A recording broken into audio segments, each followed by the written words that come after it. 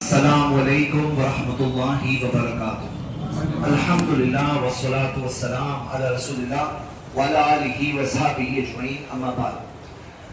क़ाल तआला फ़ी कलामिहिल मजीद या अय्युहल्लज़ीना आमनु उद्ख़ुलू फ़िस्सिल्मि काफ़्फ़ह व ला तत्तबिउ ख़ुतुवातिश शैतान इन्नहु लकुम अदुव्वुम मुबीन। रब्बि इश्रह ली सदरी व यस्सिर ली अमरी वहलुल उक़दतम मिन लिसानी यफ़क़हू क़ौली।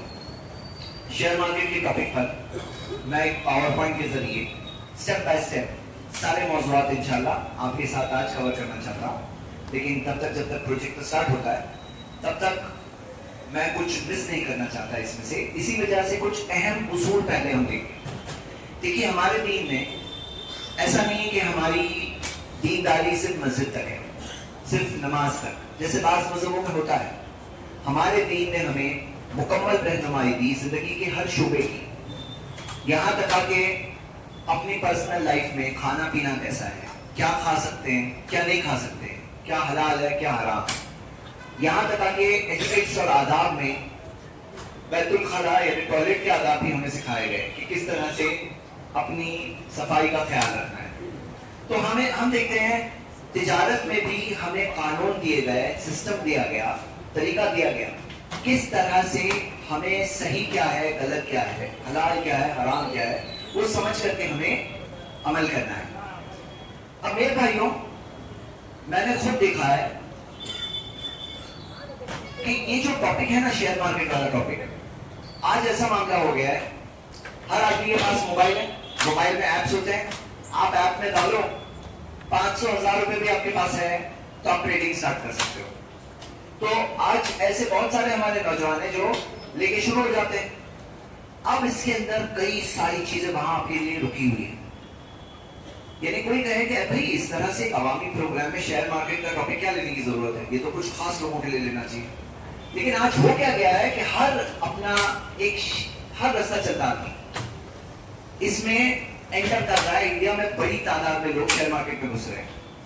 अब जब घुस रहे हैं तो वहां पे क्या हलाल है, क्या हराम है, क्या सही है, क्या गलत है, कुछ मालूम नहीं है।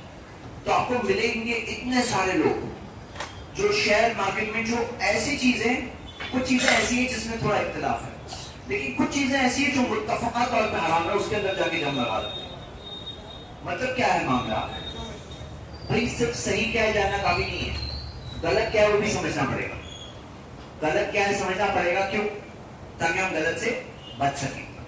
क्योंकि हमें क्या चाहिए, अगर हम चाहते हैं हमारा माशरा स्वालेह हो, नेक हो, दीनदार हो, अच्छा हो, तो जहां एक तरफ अकीदा दुरुस्त करने की जरूरत है, इबादत सही हो जाए, इल्म का म्यार बढ़े, उसी जगह पर कमाई सही होना भी जरूरी है। कमाई क्यों? क्योंकि आपको पता है कमाई से असर आमाल पे पड़ता है, कमाई से असर हमारे कामों पे पड़ता है। अल्लाह ताला कुरान में फरमाया, या अय्युहर रसूल, ए रसूलों, कुलू मिनत तय्यिबात वअमलू सालिहन, पाक चीजें खाओ और नेक काम करो। यानी पाक खाओगे तो नेक काम करोगे। अगर कोई खाने में गलत चीजें खाएगा तो फिर गलत चीजों की तरफ उसका रुझान बढ़ेगा। यानी क्या खाते हैं उससे फर्क पड़ता है। अच्छा, क्या खाते हैं के अंदर एक होता है कि क्या खा रहे हो, हलाल चीज खा रहे हो, हराम चीज खा रहे हो। एक होता है कि जो चीज तुम खा रहे हो किस चीज से कमा के खा रहे हो, कौन से पैसों से कमाए, तो ये भी तो जरूरी है। तो आज हम लोग इंशाल्लाह शेयर मार्केट के अंदर क्या क्या गलत चीजें हैं, क्या क्या सही है, कौन सी चीज सही कौन सी गलत है, उसको समझेंगे। क्यों? इसलिए समझेंगे ताकि खुद बचा के जिंदगी गुजारें और क्लियरली समझ में, अच्छा ये चीज है इससे बचना है, ये चीज है गलत लाइन है, और वो समझ करके काम करें इंशाल्लाह। अगर कोई करना भी चाहता है तो समझ करके करें। तो ये हम शेयर मार्केट के ताल्लुक से इंशाल्लाह देखेंगे। एक बुनियादी उसूली बात क्या आ गई? उसूली बात यह है कि हमें अपनी कमाई हलाल चाहिए, क्योंकि अल्लाह के रसूल सल्लल्लाहु अलैहि वसल्लम का फरमान है कि जहन्नम जलाकर रहेगी, कुल्लु जसदिन नबता मिन अस्सुहती फन्नारु औला बिही। सही हदीस है। हर वो गोश्त जो हराम कमाई खा के बनता है तो जहन्नम की आग का हक है उस पर। यानी क्या है, बाज लोग जो होता है ना, उनका मामला ऐसा होता है ना, पैसा आना चाहिए बस, सही आ रहा है, गलत आ रहा है, हलाल आ रहा है, हराम आ रहा है, उनको कोई फिक्र नहीं है। उनको बस ये आना चाहिए, ये काफी नहीं है, ये काफी नहीं कि आना चाहिए, हलाल आना चाहिए। अच्छा, क्या आपको ये पता है कि इंसान का जितना रिस्क है वो खाए बगैर जा ही नहीं सकता। अल्लाह के रसूल सल्लल्लाहु अलैहि वसल्लम ने फरमाया कि जिब्रील ने नफथ फी रूही, मेरी रूह में बात डाली कि किसी शख्स के लिए कि कोई शख्स तब तक नहीं जा सकता दुनिया से यहां तक आके उसके हिस्से का रिस्क ना खा ले। यानी जितना रिस्क अल्लाह ने लिखा है उतना लिए बगैर खाए बगैर जा ही नहीं सकते। तो नबी सल्लल्लाहु अलैहि वसल्लम ने फरमाया फजमिलु फी तलब, तो अच्छी तरीके से हासिल करो। मतलब अब जब जितना मिलना है उतना ही मिलना है ना, तो सही तरीके से हासिल करो। तो ये बहुत इंपॉर्टेंट बात होती है कि हम हलाल के रूल्स जाने। अच्छा मेरे भाइयों, इसके अंदर कानून जो है, हम ये बात को याद रखें कि अल्लाह ताला ने जो कुछ बताया वो हमारे भले के लिए बताया, वो हमारे ही अच्छे के लिए बताया। जो कुछ कुरान में है, जो कुछ हदीस में है, वो किसके लिए है? अल्लाह का कोई फायदा नहीं है, हमारा फायदा है। जो कुछ है वो हमारे भले के लिए। और आज जाकर क्या होता है ना, एक इंसान बहुत डूब जाता है ना, तब जाकर उसको अकल आती है, हाँ हाँ ये सही है। तो दवा के पाए समझ में आया तो क्या फायदा, पहले से समझ रहा वो समझदार इंसान है ना। तो आइए हम ये टॉपिक को स्टार्ट करते हैं इंशाल्लाह। शेयर मार्केटिंग मैं अभी स्टार्ट कर रहा हूं क्योंकि खत्म भी करना है, नहीं तो लास्ट का हिस्सा रह जाएगा। हाँ, तो टॉपिक पे पोस्टर अगर आपने बहुत गौर से देखा होगा तो टॉपिक क्या था, गौर से देखा होगा टॉपिक क्या था, शेयर मार्केट। और उसके नीचे छोटी फॉन्ट में लिखा था कमोडिटी मार्केट, फॉरेक्स मार्केट। तो कमोडिटी मार्केट, फॉरेक्स मार्केट अगर टाइम बचा तो वहां तक पहुंचेंगे, शेयर मार्केट तो कवर कर देंगे। टाइम बच गया तो बोनस में कमोडिटी मार्केट और फॉरेक्स मार्केट भी हम लोग स्टडी करेंगे। चलिए स्टार्ट करते हैं। शेयर मार्केट का कंसेप्ट क्या है? कंसेप्ट ये है, अगर आप कंसेप्चुअल तौर पर देखें कि शेयर मार्केट के अंदर कई सारी जो कंपनियां होती हैं उसके शेयर्स खरीदे और बेचे जाते हैं। जो शेयर होता है, शेयर वो क्या होता है? शेयर होता है वो क्या होता है? वो एक कंपनी का एक हिस्सा होता है, ओनरशिप होती है। जितने शेयर होल्डर्स है वो ओनर होते हैं कंपनी के। अब ये कंसेप्ट अगर सोचो तो बहुत अच्छा कंसेप्ट है, क्योंकि ऐसे बड़े बड़े बिजनेसेस हैं जो अच्छे बिजनेसेस हैं, अब जाहिर सी बात है उनको कैपिटल चाहिए। और ऐसे बहुत सारे लोग हैं जिनके पास कैपिटल होता है और छोटा मोटे से लेके बड़ा बड़ा कैपिटल होता है, कम से लेके ज्यादा तक सब कैपिटल होता है। हाँ, अब कंपनियां बिजनेस करती है, शेयर होल्डर पैसे लगाते हैं, कंपनी प्रॉफिट बांटती है, शेयर होल्डरों को प्रॉफिट डिविडेंड की शक्ल में बांटती है। तो शेयर होल्डर्स कैसे हो गए? बहुत सारे पार्टनर्स हो गए, पार्टनर्स। तो यहाँ पे एक खतरनाक बात समझते हैं। देखिए, जैसे मिसाल के तौर पर एक शख्स जॉब कर रहा है एक जगह पर, दुकान पर, एक दुकान में जॉब कर रहा है। मान लो कोई भी प्रोडक्ट्स है, हलाल प्रोडक्ट्स, कपड़े बेच रहे हैं, कुर्ता पजामा, कोई भी चीज हलाल।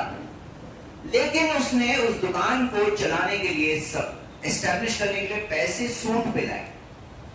उसने पैसे लाए थे सूद पर, जो दुकान का मालिक है उसने पैसे सूद के लोन लिया और लोन लेकर लाया था। अब आपको पता है हदीस क्या है? सही बुखारी की हदीस है, लाना रसूलुल्लाह सल्लल्लाहु अलैहि वसल्लम, नबी सल्लल्लाहु अलैहि वसल्लम ने लानत की किस पर? आकिल रिबा, सूद खाने वाले पर, वो मुंह के लहू, सूद खिलाने वाले पर, वो कातिबहू, एंट्री करने वाले पर, वो शाहिदैनी, दोनों गवाहों पर, काला हम सवाल, कहा सबके सब बराबर है। किस पर? सूद खाने वाले पर, खिलाने वाले पर, सूद की एंट्री करने वाले पर और दोनों गवाहों पर। अब ये आदमी जो जॉब कर रहा है, इसने ना सूद दिया ना लिया, ना एंट्री किया ना गवाह है, वो तो प्रोडक्ट बेचने में है, हलाल प्रोडक्ट है। और वो जो सैलरी लेता है, क्या चीज की सैलरी ले रहा है? जो वो हलाल प्रोडक्ट है वो बेच रहा है, उस सर्विस के लिए सैलरी दे रहा है। अब वो उसने पैसे कहां से लाया, क्या किया, वो इसका लुकआउट नहीं है। जैसे आप देखोगे कि एक कायदा है फिक्र में, जब हाथ बदलता है तो हुक्म बदलता है। यानी क्या? इसकी भी लिमिटेशंस है, कायदे की कुछ पाबंदियां भी है, एक्सेप्शन भी, इस्तिस्ना भी है, लेकिन आम कायदा है। आपको मैं हदीस बताता हूं कि जैसे मिसाल के तौर पर कोई शख्स ने, हदीस इसके बाद पहले मिसाल ले लेते हैं, एक कोई शख्स ने कमाया सूद से पैसे, फिर आपकी दुकान में आया और आप ये बेच रहे हो मोबाइल, और मोबाइल के आपको पैसे दिया और खरीदा। आपने क्या पैसे लिए? आपने मोबाइल के पैसे लिए, बराबर। आपने सूद के पैसे से लेना देना नहीं आपका। उसने सूद का जो भी काम किया वो उसके ऊपर है उसका गुनाह। आपने तो मोबाइल के पैसे लिए ना जी, समझ रहे आप? अब इसमें उसने सूद से लाया, उसकी बोझ आपके ऊपर कैसे हुआ? समझ रहे आप? हुआ कि नहीं हुआ? उसने सूद के पैसे थे, लाकर आपके पास से मोबाइल खरीदा, तो आपने क्या बेचे? मोबाइल बेचे ना। अब वो आदमी जो जॉब कर रहा है वो क्या कर रहा है? जॉब कर रहा है, वो अपनी सर्विस बेच रहा है। जैसे मोबाइल बेचने वाले पे कोई दोष नहीं है, वो सर्विस बेचने वाले पे दोष नहीं है, अनलेस वो सूदी काम कर रहा है तो अलग बात है, उसमें ताउन कर रहा है तो अलग बात है। समझ रहे हैं? लेकिन ये तो बात वाज़ेह हो गई। अब आते हैं शेयर होल्डर। शेयर होल्डर से पहले पार्टनर पे आएंगे। पार्टनर कौन होता है? वो बिजनेस के अंदर शरीक होता है। अब आपसे अगर वो कहे कि मेरे पार्टनर बन जाओ, तो मेरे बिजनेस में पार्टनर बन जाओ। अब पार्टनर बन जाओ तो जो बिजनेस ने सूदी लोन लिया उसमें भी पार्टनर बन जाएंगे ना आप। अगर आप पार्टनर बन रहे हैं तो फिर सूदी लोन में भी पार्टनर बन गए। और सूद क्या मालूम है आपको कितना खतरनाक मामला है?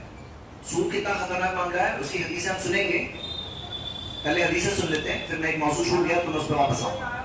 सूद का मामला ऐसा है ना मेरे भाइयों कि अल्लाह के रसूल मोहम्मद सल्लल्लाहु अलैहि वसल्लम ने फरमाया, लानत वाली हदीस में सुन चुके हैं, लानत, सूद देने लेने वाले पर दोनों पर लानत है अल्लाह की, लानत वाली जिंदगी उसकी। दूसरी चीज क्या है? सूद का मामला इतना खतरनाक है, नबी सल्लल्लाहु अलैहि वसल्लम ने फरमाया, दिरहमुर रिबा याकुलुहु रजुलु व हुवा यालम, एक दिरहम सूद का कोई जानते बूझते हुए खा ले, अशद्दु मिन सित्तति व सलासीन ज़निया, 36 बार जिना करने से ज्यादा बड़ा गुनाह है। सहीह जामे में हदीसी तहकीक है, हदीस सही सनद से, मतलब कोई 36 बार जिना करे अल्लाह की पनाह, उससे बड़ा गुनाह है एक दिरहम सूद का खा लेना जानते बूझते हुए। और एक और हदीस है जिसमें आता है, अर्रिबा सलासतु व सबूना बाबन, सूद के 73 दरवाजे हैं। ऐसरुहा मिस्लु यनकिह रजुलु उम्महु, सबसे कम दर्जा ऐसा है जैसे कोई शख्स अपनी वालिदा के साथ बदकारी करे, अल्लाह की पनाह। यानी 73 दर्जे, उसमें सबसे कम कौन सा? जैसे कि कोई शख्स अपनी वालिदा के साथ बदकारी करे, अल्लाह की पनाह, वो सबसे कम दर्जा है। कोई कहेगा भाई ऐसा क्यों, ऐसा क्यों, इतना खतरनाक गुनाह? देखो याद रखो, सरेंडर करना वही बात है। आप बोलो कि मुझे समझ में आएगा तो मैं मानूंगा, वो क्या हुआ? वो ईमान नहीं हुआ। अल्लाह पे ईमान क्या है? अल्लाह पे भरोसा करो। अल्लाह ताला जब कहा है हमारे भले के लिए कहा है। 1 2 3 4 नहीं, ऐसी सैकड़ों बातें सामने आ चुकी है लोगों के लिए, आयात निशानी के तौर पर, समझने वालों के लिए। तो बात क्या हो रही है? जैसे मिसाल के तौर पर खिंजीर का गोश्त, मैं मिसाल देता हूं, बहुत मशहूर मिसाल है, सहाबा नहीं खाए। आज जाके साइंस साबित कर रहा है कि 200 से ज्यादा बीमारियां होती है पिग का गोश्त खाने से। हम तो बच गए ना। सूद भी हराम है, और इतना सारा हमारे पास अभी भी मवाद है कि कोई भी खुले जहन वाला इंसान अगर हमारे साथ डिबेट भी करे ना, तो हम उसके सामने दलाल रख सकते हैं। समझने वाले के लिए बहुत कुछ है कि सूद एक टाइप का कैंसर है माशरे का। देखो, सोचो कि कोई शख्स अगर वहां पर बाहर छुरी लेकर खड़े रहे, हर गुजरने वाले की गर्दन में छुरी रख के उसकी जेब खाली करे, तो आप लोग सही बोलोगे गलत बोलोगे? गलत बोलेंगे। सिर्फ मुसलमान गलत बोलेंगे, गैर मुस्लिम भी गलत बोलेंगे, सब लोग गलत बोलेंगे ना। सूद एक ऐसी छुरी है जिससे एक इंसान की जेब खाली नहीं होती है, पीढ़ी दर पीढ़ी लोगों को गरीब रखा जाता है। कैसे? इसकी पूरी डिटेल्स है। वो हमारा आज का टॉपिक नहीं, आज हम शेयर मार्केट के टॉपिक पे हैं। जैसे मिसाल के तौर पर एक मिसाल छोटी सी दे देता हूं सूद के ताल्लुक से, कि अगर सूद हराम लोग समझ जाए तो जिनके पास पैसा है वो क्या करेंगे? इन्वेस्ट तो करेंगे ना, रखेंगे तो नहीं। प्रॉफिट शेयरिंग पे इन्वेस्ट करेंगे। प्रॉफिट शेयरिंग यानी नफे नुकसान में शेयरिंग पे। सूद वाला क्या है? तुम्हारा नफा हुआ नुकसान हुआ मुझे नहीं मालूम, मुझे मेरा सूद चाहिए। प्रॉफिट शेयरिंग क्या है? नफे नुकसान में दोनों का हिस्सा है। अब अगर सूद हराम है ये पब्लिक समझ जाए ना, तो ये छुरी हमने उसके हाथ से ले ली, जो छुरी की वजह से गरीब पीढ़ी दर पीढ़ी गरीब रहते हैं। अमीर और अमीर होते हैं, गरीब और गरीब होते हैं। उसके हाथ से छुरी ले लिए, अब क्या होगा, पैसा वो क्या कैसे इन्वेस्ट करेगा, प्रॉफिट शेयरिंग पे इन्वेस्ट करेगा। जब प्रॉफिट शेयरिंग पे इन्वेस्ट करेगा तो ज्यादा लोग बिजनेस करने आगे बढ़ेंगे या कम? मतलब अगर आपको चांस मिले कि भाई इन्वेस्टर है, प्रॉफिट शेयरिंग पे इन्वेस्ट करेगा, सूद पे है, तुमने कमाया नहीं कमाया मुझे नहीं मालूम, सूद लेके आओ, लेकिन प्रॉफिट शेयरिंग में है तो शेयरिंग होगी ना, नफा हुआ तो भी शेयर, नुकसान हुआ तो भी शेयर। तो फिर ज्यादा लोग आगे बढ़ेंगे नहीं बढ़ेंगे तिजारत करने में? जब तिजारत के लिए ज्यादा लोग आगे बढ़ेंगे तो कंट्री के अंदर डेवलपमेंट बढ़ेगा नहीं बढ़ेगा? जॉब्स और बनेंगे नहीं बनेंगे, निकलेंगे नहीं निकलेंगे, डेवलपमेंट रेट बढ़ेगा, तरक्की बढ़ेगी। और ऐसी कितनी इकोनॉमीज है जिनको देखा गया जब उन्होंने सूद को बैन किया तो उनको बहुत फायदे हुए, लेकिन ये समझने में बहुत टाइम है अभी तक लोगों को। ईमान वाले सिर्फ ईमान की बुनियाद पे जल्दी से समझ जाते हैं, बाकी पब्लिक को समझाने में 10 स्टैटिस्टिक्स भी बताओ ना तो भी उनको कोई बात जल्दी समझ में नहीं आती है। अब ये बात मैं क्यों बता रहा हूं, क्योंकि स्टॉक मार्केट में सबसे खतरनाक चीज जो होती है ना, जो चीज में लोगों को ईमान का इम्तिहान हो जाता है, वो सूद ही है। कैसे, हम देखेंगे। अगर आपके लिए ये समझना मुश्किल नहीं है कि सूद हराम है, ईमान की बुनियाद पर फाज़नु बिहर्बिन मिन अल्लाहि व रसूलिही, सूरह बकरा की आयत नंबर 179, कि जो लोग सूद का काम लेन देन करते हैं तो वो अल्लाह की तरफ से जंग का ऐलान सुन रहे, जंग का ऐलान। इतने खतरनाक अल्फाज, यानी जंग किसको बोलते हैं, अल्लाह और उसके रसूल की तरफ से जंग का ऐलान, कितनी बड़ी बात है। और अल्लाह ने कहा कि छोड़ दो सूद का लेन देन, इन कुंतुम मुमिनीन, अगर मोमिन हो तो छोड़ दो, यानी ईमान को ललकारा गया। सूरह बकरा के आयत नंबर 278-279 हमने पढ़े, ठीक है। तो मैं बता ही रहा था कि अगर कोई शख्स पार्टनर बनता है तो सूदी कर्ज जो लिया गया उसमें भी पार्टनर बन गया, बराबर। अब शेयर होल्डर कंपनी का पार्टनर है कि नहीं? पार्टनर है। तो अगर कंपनी ने सूदी लेन देन कर रही है तो उसमें भी पार्टनर हुआ कि नहीं हुआ? उसमें भी हो गया। अब ये है खतरे की बात, ठीक है। तो यहां पर हम हमारे टॉपिक की शुरुआत कर रहे हैं। शेयर मार्केट के हलाल होने के ताल्लुक से कई उलमा के फतावे, मैं उसमें से कुछ बताऊंगा आपको। थोड़ा आगे बढ़ेंगे तो सऊदी की लजना दाइमा जो सीनियर कमेटी ऑफ स्कॉलर्स है, और उनमें उस टाइम के भी फतवे हैं जब शेख बिन बाज वगैरह उसमें कमेटी मेंबर्स हुआ करते थे, वो फतवे हैं जहां उन्होंने बताया कि हलाल है, शेयर मार्केट हलाल है कंसेप्ट। अच्छा, कुछ लोग क्या बोलते हैं, बोलते हैं नहीं, शेयर मार्केट में बहुत स्पेकुलेशन चलता है, एक ऐसी चीज चलती है जिसको फ्यूचर्स एंड ऑप्शंस बोलते हैं, जो हम आज देखने वाले हैं। बोले उसकी वजह से बहुत ज्यादा भाव बढ़ता घटता है। हाँ सही बात है। बोलते इस वजह से शेयर मार्केट हराम है। ये जो बोल रहे हैं तो उनको क्या नहीं पता है कि आजकल फ्यूचर्स एंड ऑप्शंस जो है ना, जो हकीकत में एक टाइप का जुआ है। फ्यूचर्स ऑप्शंस जुआ है, मैं आपको बताऊंगा, साबित करूंगा। तो फ्यूचर्स एंड ऑप्शंस में मेटल्स के भी फ्यूचर्स निकलते हैं, मेटल्स के फ्यूचर्स निकलते हैं कमोडिटी मार्केट में, अनाज के फ्यूचर्स निकलते हैं, गेहूं के फ्यूचर्स निकलते हैं। अब जब इन सबके अंदर फ्यूचर्स का मामला आ गया, फ्यूचर्स ऑप्शंस का मामला आ गया है, तो क्या सबके लेन देन आप हराम बता दोगे? तो नहीं। क्यों?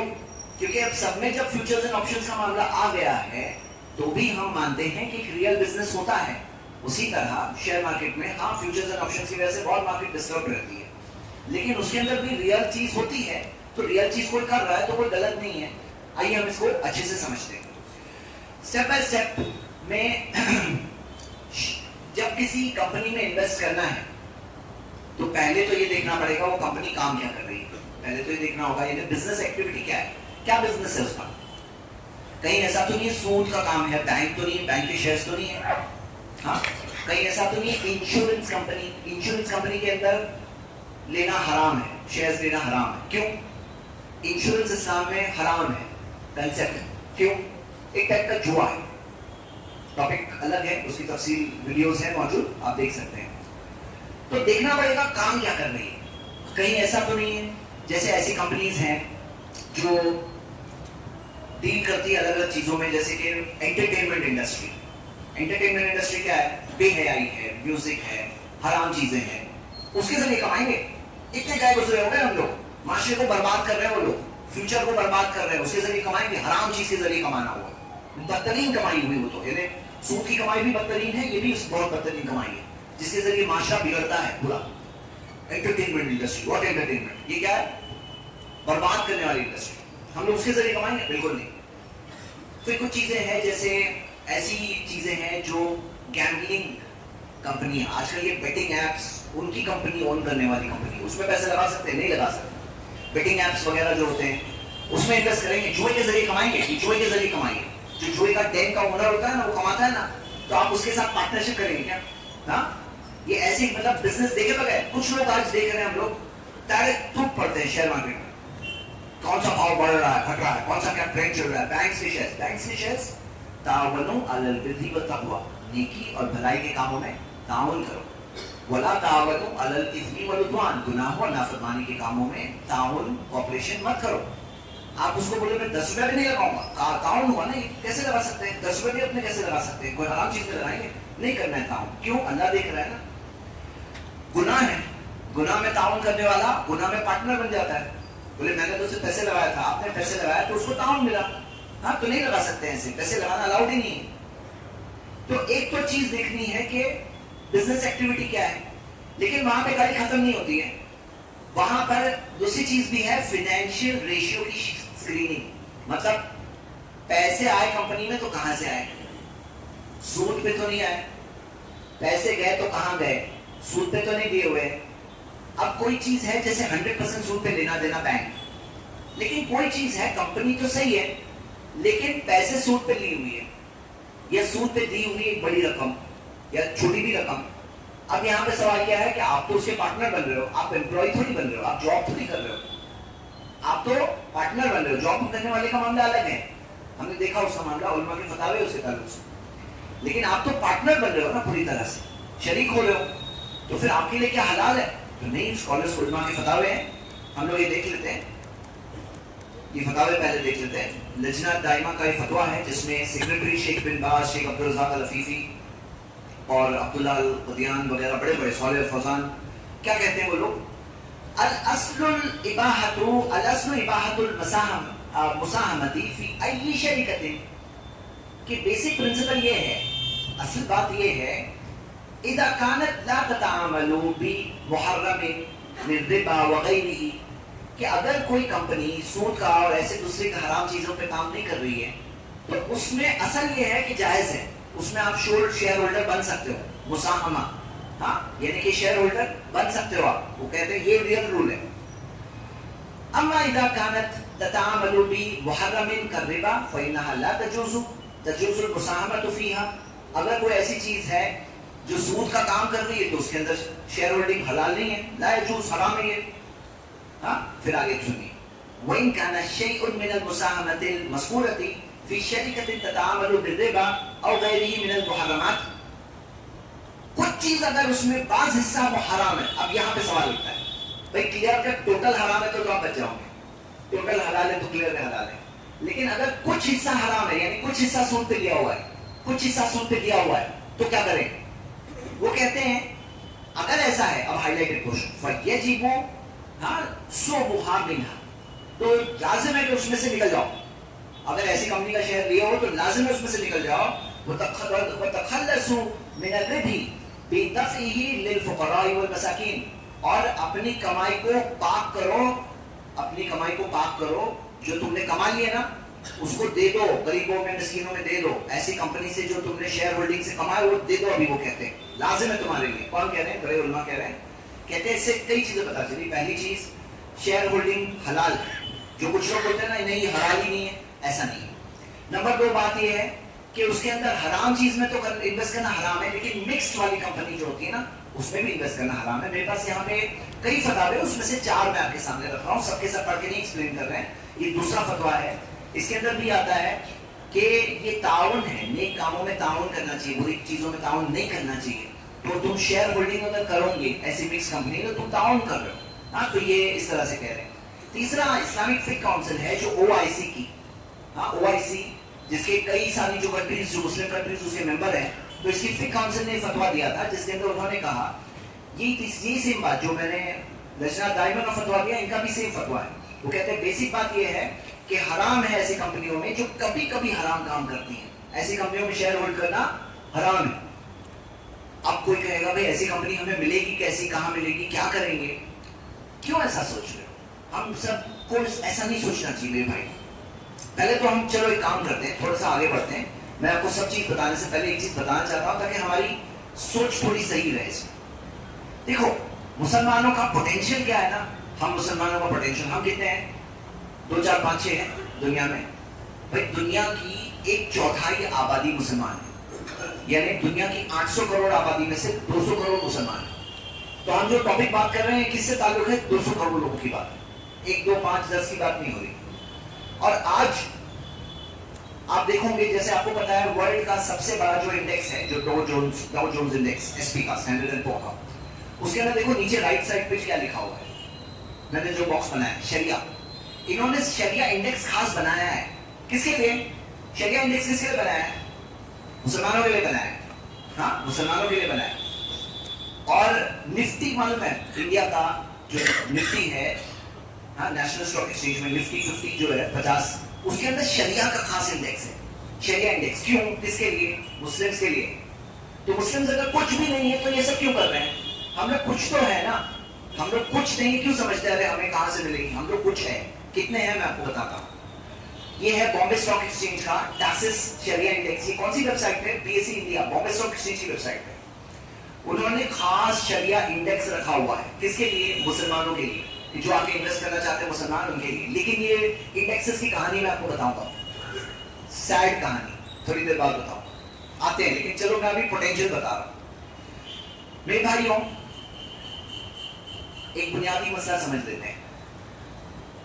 क्या है मामला? क्या है मामला कि आपको मैं इससे एक मिसाल से बताता हूं।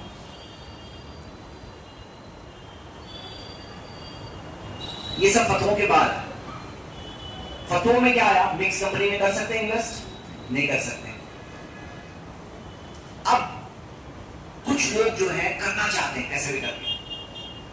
अब हमारा क्राइटेरिया है, हमारे पास हमारी शरायत है, हमारी कंडीशन है, हमें प्योर कंपनी चाहिए, हमें मिक्स कंपनी नहीं चाहिए। अभी कुछ लोगों ने क्या किया? एक कॉम्प्रोमाइज किया। क्या कॉम्प्रोमाइज किया? उन्होंने ये बात कही, क्या कहा?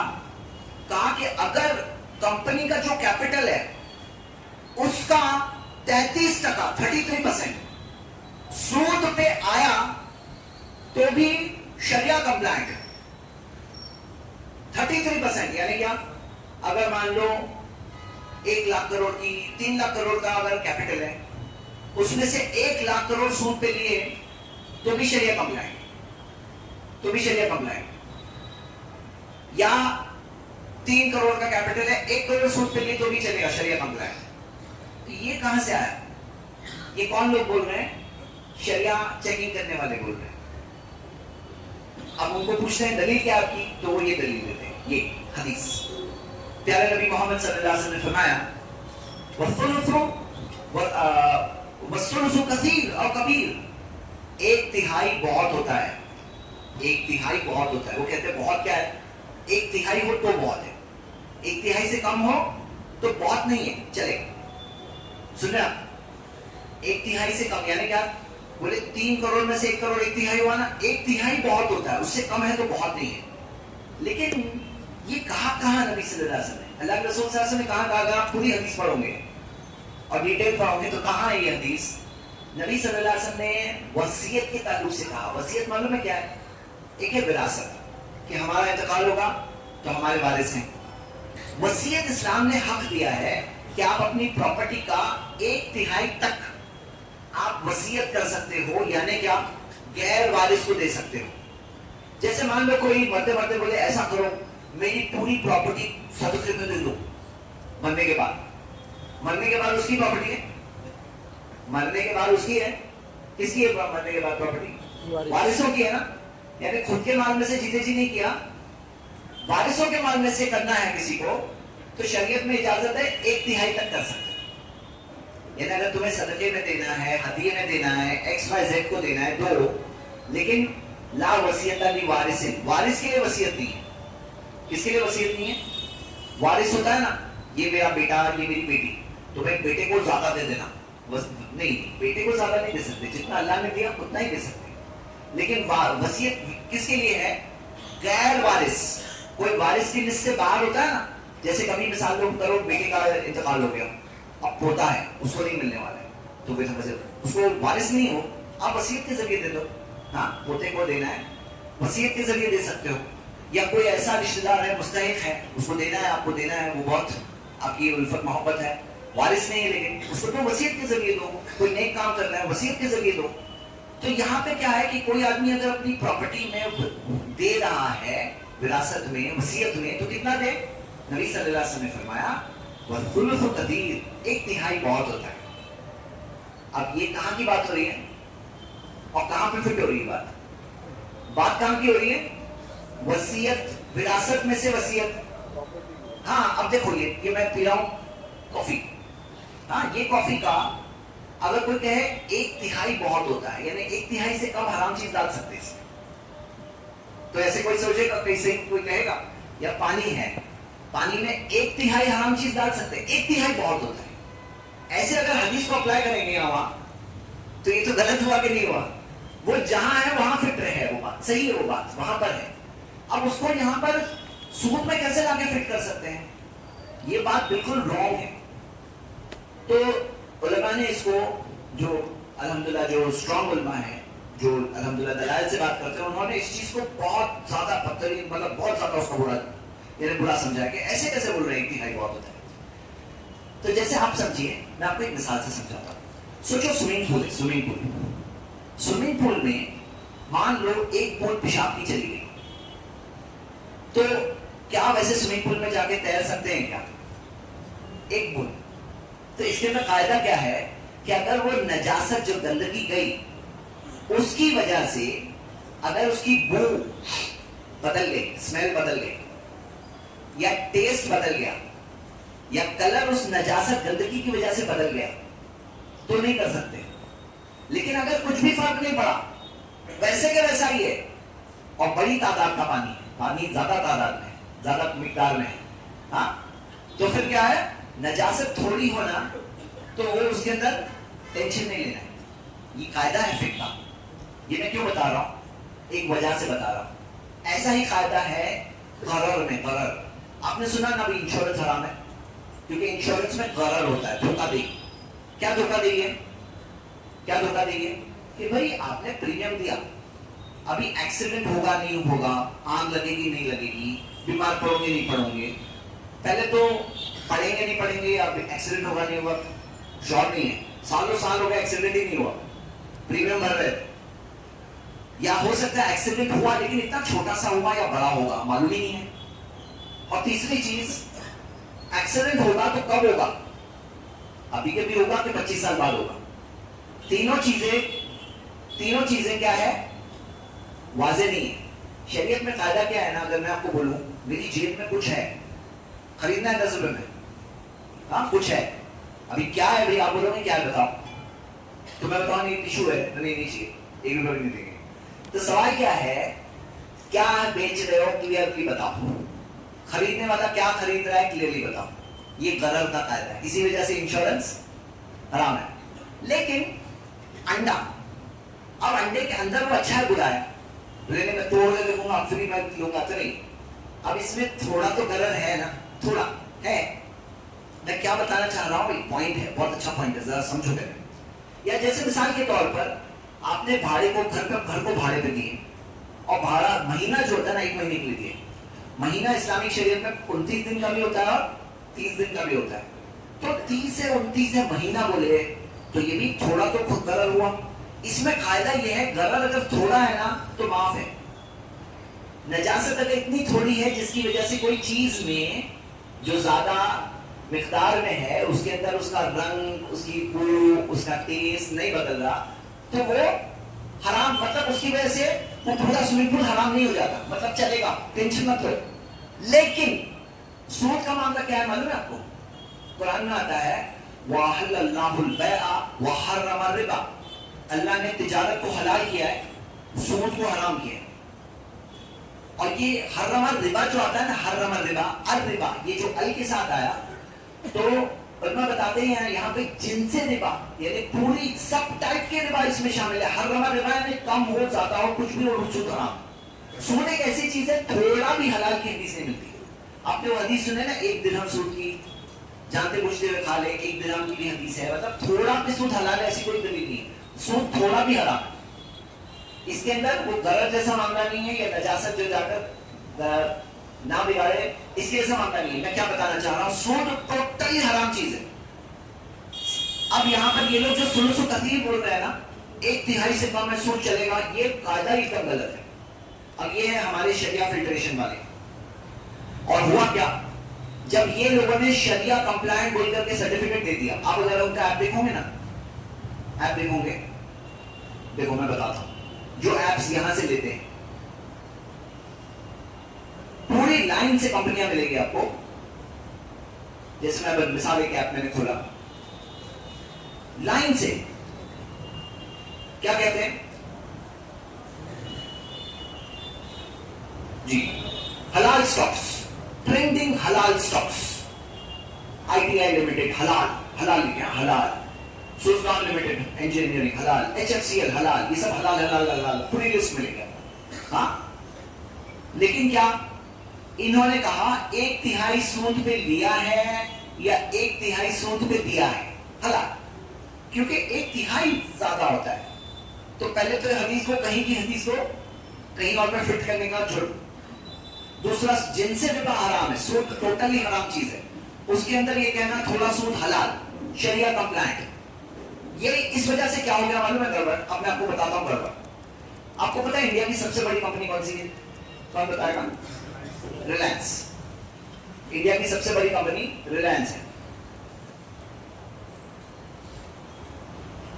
अब देखो रिलायंस की बात। अच्छा, रिलायंस की कहानी आपको मालूम है? रिलायंस को Saudi Arabia public investment fund से $1.3 बिलियन का इन्वेस्टमेंट मिला था। कब की बात है ये? 2020 की बात है। $1.3 बिलियन, 1 बिलियन होगा 100 करोड़, यानी 130 करोड़ डॉलर का इन्वेस्टमेंट मिला था, जिससे 2% उसने दिया था अपना शेयर। अभी वो लोग कोशिश कर रहे थे कि $3.5 बिलियन और सऊदी फंड से लेना है, सॉवरेन फंड से। तो रिलायंस ने क्या किया, ये जो शरिया कंप्लायंस के यहाँ के स्टैंडर्ड्स जो है ना, ये वाले, इस हिसाब से अपने आप को शरिया कंप्लायंट रखा। कैसे? देखो कहानी देख रहे हो, ये Reliance Industries is a Sharia compliant company. सुन रहे हो? देख रहे हैं आप, लिखा हुआ है शरिया कंप्लायंट कंपनी। लेकिन रिलायंस की बैलेंस शीट देखेंगे तो क्या मिलेगा मालूम है? रिलायंस का 3.5 लाख करोड़ का सूदी लोन है। कितने करोड़? 2, 4, 5, 6 करोड़ नहीं, 8, 10, 15 करोड़ नहीं, 3.5 लाख नहीं, 3.5 लाख करोड़, 3.5 लाख करोड़ का सूदी लोन है। इतना बड़ा सूदी लोन लिया है। और पता है ना, रिलायंस को तो सूदी लोन मिलने में कोई प्रॉब्लम ही नहीं है ना। अब टोटल उसका मार्केट कैपिटलाइजेशन देखो यहाँ पे ऊपर 18.5 लाख करोड़। तो मार्केट कैपिटलाइजेशन के हिसाब से कोई अगर देखे तो 20% के अंदर दिख रहा है, 33 भी नहीं। 3.5 लाख करोड़ का सूदी लोन लेने के बाद रिलायंस शरिया कंप्लायंट। तो मैं क्या बोल रहा हूं? मैं बोल रहा हूं कि ये जो शरिया कंप्लायंट सर्विसेज है, मैं इनसे ये मुतालबा कर रहा हूं बहुत दिनों से कि आप लोग थोड़ा सा स्क्रू टाइट करो। अच्छा, उनमें ऐसे भी है जो बोले नहीं 33 नहीं, हम 25 पे आ गए। ऐसे है, टैक्सेस वाले 25 बोलते हैं, हाँ बोले हम 25। मैं कहता हूं 0 से 33, यानी क्या मालूम है? अगर आप 33 वालों का देखोगे ना, 34 को हराम बोलेंगे, 34% सूदी कैपिटल वो हराम, 33% तक हलाल। फिर कुछ उनमें 30% बोलते हैं, बोले 30% हलाल, 31% हराम। फिर जो 25 बोल रहा है उसके लिए 25 तक हलाल, 26 हराम।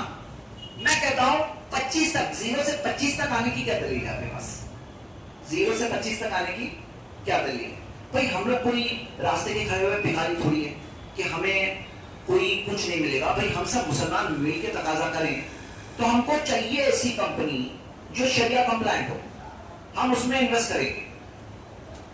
हमें शरिया कंप्लायंट कंपनी चाहिए। लेकिन हमारे शरिया फिल्ट्रेशन वाली सर्विसेज जो है, अगर वो लोग भी कॉम्प्रोमाइज कर देंगे, जैसे देखो एक चाय बन के आई, अब इसकी छानने की छलनी थी ना पहले, वो छलनी में से चाय यहाँ पे नहीं आई। अब छलनी में इतने बड़े बड़े अगर होल लगे हुए छानने वाले में, तो पूरी चाय की पत्ती अंदर आ जाएगी कि नहीं आएगी? यहाँ पे जो छलनी वाले लोग हैं हमारे, जो छान के दे रहे हैं शरिया कंप्लायंट, वो लोगों ने कॉम्प्रोमाइज कर लिया। क्या कॉम्प्रोमाइज किए? 33 हलाल, 30 हलाल, 25 हलाल। तो हम ये कह रहे हैं कि ये हलाल जो कह रहे हैं इसकी दलील नहीं है। अब आइए हम लोग क्या कह रहे हैं। देखिए यहां पर एक बात समझना चाहिए कि ये तो ऐसी चीज है जहां पे कुछ ऐसे लोग मिलेंगे आपको जो कहते हैं 33 हलाल, 30 हलाल, 25 हलाल। हम कह रहे हैं 0। हाँ, मजबूरी कोई चीज है तो मजबूरी माफ है। जैसे मान लो आपको अगर गवर्नमेंट ने कंपलसरी कर दिया कि आपको सूदी इंश्योरेंस लेना पड़ेगा, कार इंश्योरेंस, व्हीकल में इंश्योरेंस निकालना पड़ेगा, नहीं तो गाड़ी नहीं चला सकते। मजबूरी करती, मजबूर कर दिया, अभी हम मजबूर हैं, तो जो मजबूरी है हलाल। अब वो हराम में यानी कि हलाल है, यानी क्या है, इसके सरपास से गुनाह नहीं है।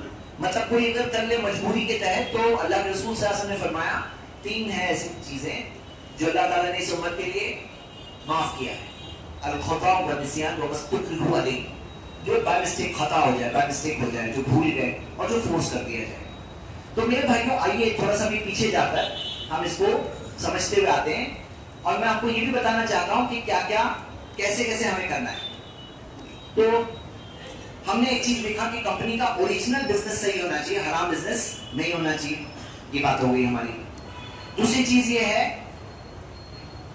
कि डेट टू मार्केट कैपिटलाइजेशन या डेट टू एसेट रेशियो। कुछ लोग क्या करते हैं, डेट टू मार्केट कैपिटलाइजेशन देखते हैं, यानी क्या, जो 33% कह रहे हैं ना, उसमें भी कहानी है। क्या कहानी सुनो।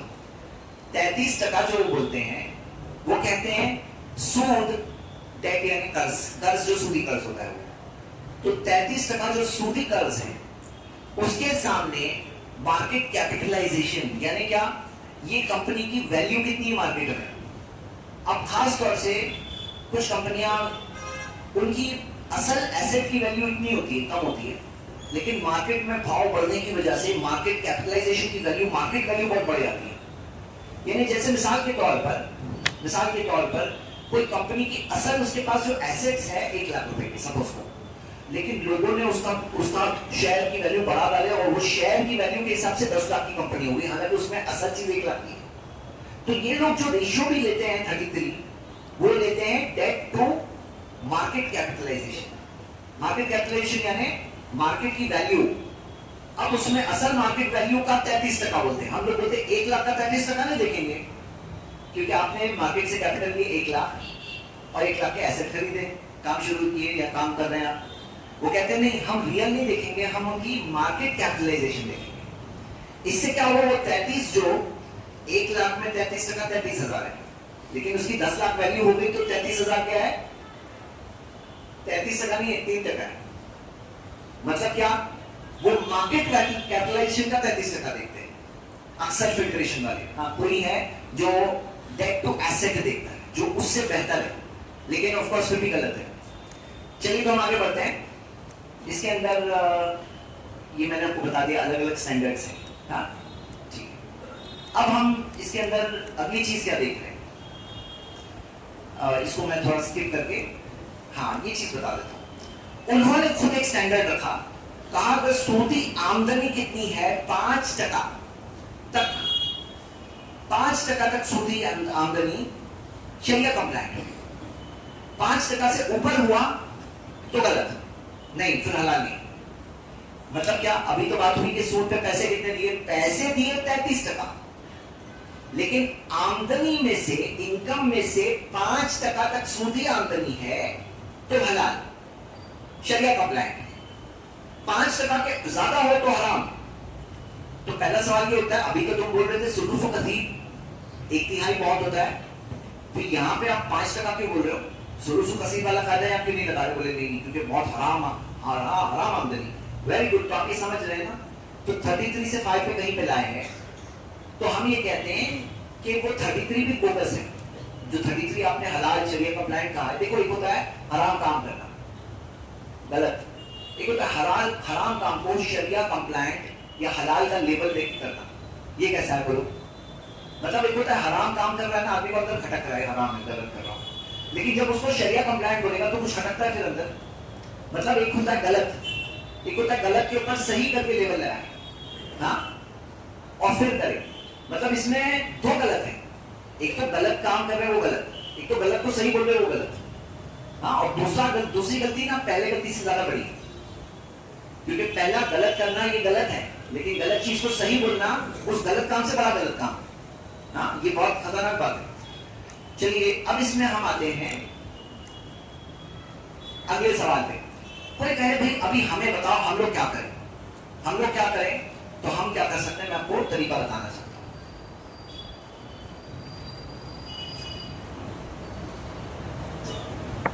सबसे पहली चीज हमें चाहिए फिल्ट्रेशन। फिल्ट्रेशन में एक ऐप है इस्लामिक स्टॉक स्क्रीनर। इस ऐप में इन्होंने क्या किया है, इन्होंने भी वही 33% वाला दिया है, 33% वाला दिया है इन्होंने भी, लेकिन इन्होंने एक काम अच्छा करे। क्या अच्छा किए, तकवा सेटिंग करके एक लगाए, सेटिंग्स देखेंगे, ये तकवा सेटिंग आपको दिखाई देगी उनके ऐप के अंदर। तकवा सेटिंग के अंदर वो कहते हैं आप ऐसा करो, तुम्हें 0% सूद चाहिए 0 कर दो, तुम्हें चाहिए सूद पे पैसे दिए हुए नहीं है उसको भी 0 कर दो, सूद पे पैसे दिए हुए नहीं है उसको भी 0 कर दो। और इलिक्विड एसेट्स क्या है, इलिक्विड एसेट एक्चुअली हमारे लिए इतना ज्यादा इंपॉर्टेंट नहीं है, उनके लिए इंपॉर्टेंट होता है। इलिक्विड एसेट्स का मामला क्या है कि भाई पैसे जो है कंपनी के पास, उसमें से कितनों से उन्होंने एसेट खरीदा है, इलिक्विड एसेट। मतलब क्या, जैसे मिसाल के तौर पर ऐसी चीजें जैसे कंपनी का प्लांट, कंपनी का इक्विपमेंट, कंपनी की जो ऑफिसेज, इंफ्रास्ट्रक्चर, ये क्या हुआ, इलिक्विड। लिक्विड क्या हुआ, कैश में रखें, बैंक में रखें, हाँ, ये क्या हुआ, लिक्विड। अब ये क्यों चेक करते हैं, इसलिए चेक करते हैं कि कंपनी का कम से कम 20% तो ऐसी चीजों में पैसा लगा हुआ हो जो इलिक्विड है, यानी कि जो लिक्विड ना हो। क्योंकि लिक्विड जब हुआ तो यानी सूद पे दे भी सकता है, कुछ भी कर सकता है। लिक्विड जब हुआ तो जो रियल कंपनीज होती है उनका कुछ पैसा तो इलिक्विड एसेट्स में लगा हुआ होना चाहिए, इसीलिए ये देखते हैं कि कम से कम 20% रहे इलिक्विड। तो आप क्या कर सकते हैं, लेकिन ये हमारे लिए जरूरी है, उनके लिए ज्यादा जरूरी है। क्यों, वो लोगों ने क्राइटेरिया ये रखे कि अब वो लोग कौन लोग हैं, वो लोग 33% तक सूदी अलाउ कर रहे हैं, बोले, और एक फिल्टर रखते हैं हम कि इलिक्विड एसेट्स, कोई कहता है 30%, कोई कहता है 25%, कोई कहता है 20%, अलग अलग लोगों के व्यूज है। हमारे लिए इसलिए जरूरी नहीं क्योंकि हमने तो पहले ही 0 कर दिया है कि हमें 0 डेट वाली कंपनी चाहिए, हमें सूद पे पैसे ना दिए हुए हो, ना लिए हुए हो, ना सूदी आमदनी हो। अब आप 000 कर दोगे तो क्या मिलेगा मालूम है, थोड़े दिन पहले मैंने किया था 14 कंपनी मिली, 14 कंपनी हमें मिल रही है। एक मिनट, इनके हिसाब से क्या होगा वो दिखा देता हूं। ये लोगों के हिसाब से, ये लोग जब स्टॉक एक्सचेंज में अपने फिल्टर लगाते हैं ना, कौन से वाले, 33% वाले, तो इंडिया के जैसे अगर आप देखो 5000 बॉम्बे स्टॉक एक्सचेंज की 5149 कंपनीज में से 1475 उनकी शरिया कंप्लायंट निकल आती है। किस हिसाब से, सही छलनी नहीं होगी, उनकी छलनी में होल्स है, वो होल्स वाली छलनी से 1475 कंपनियां सही निकल के आती है।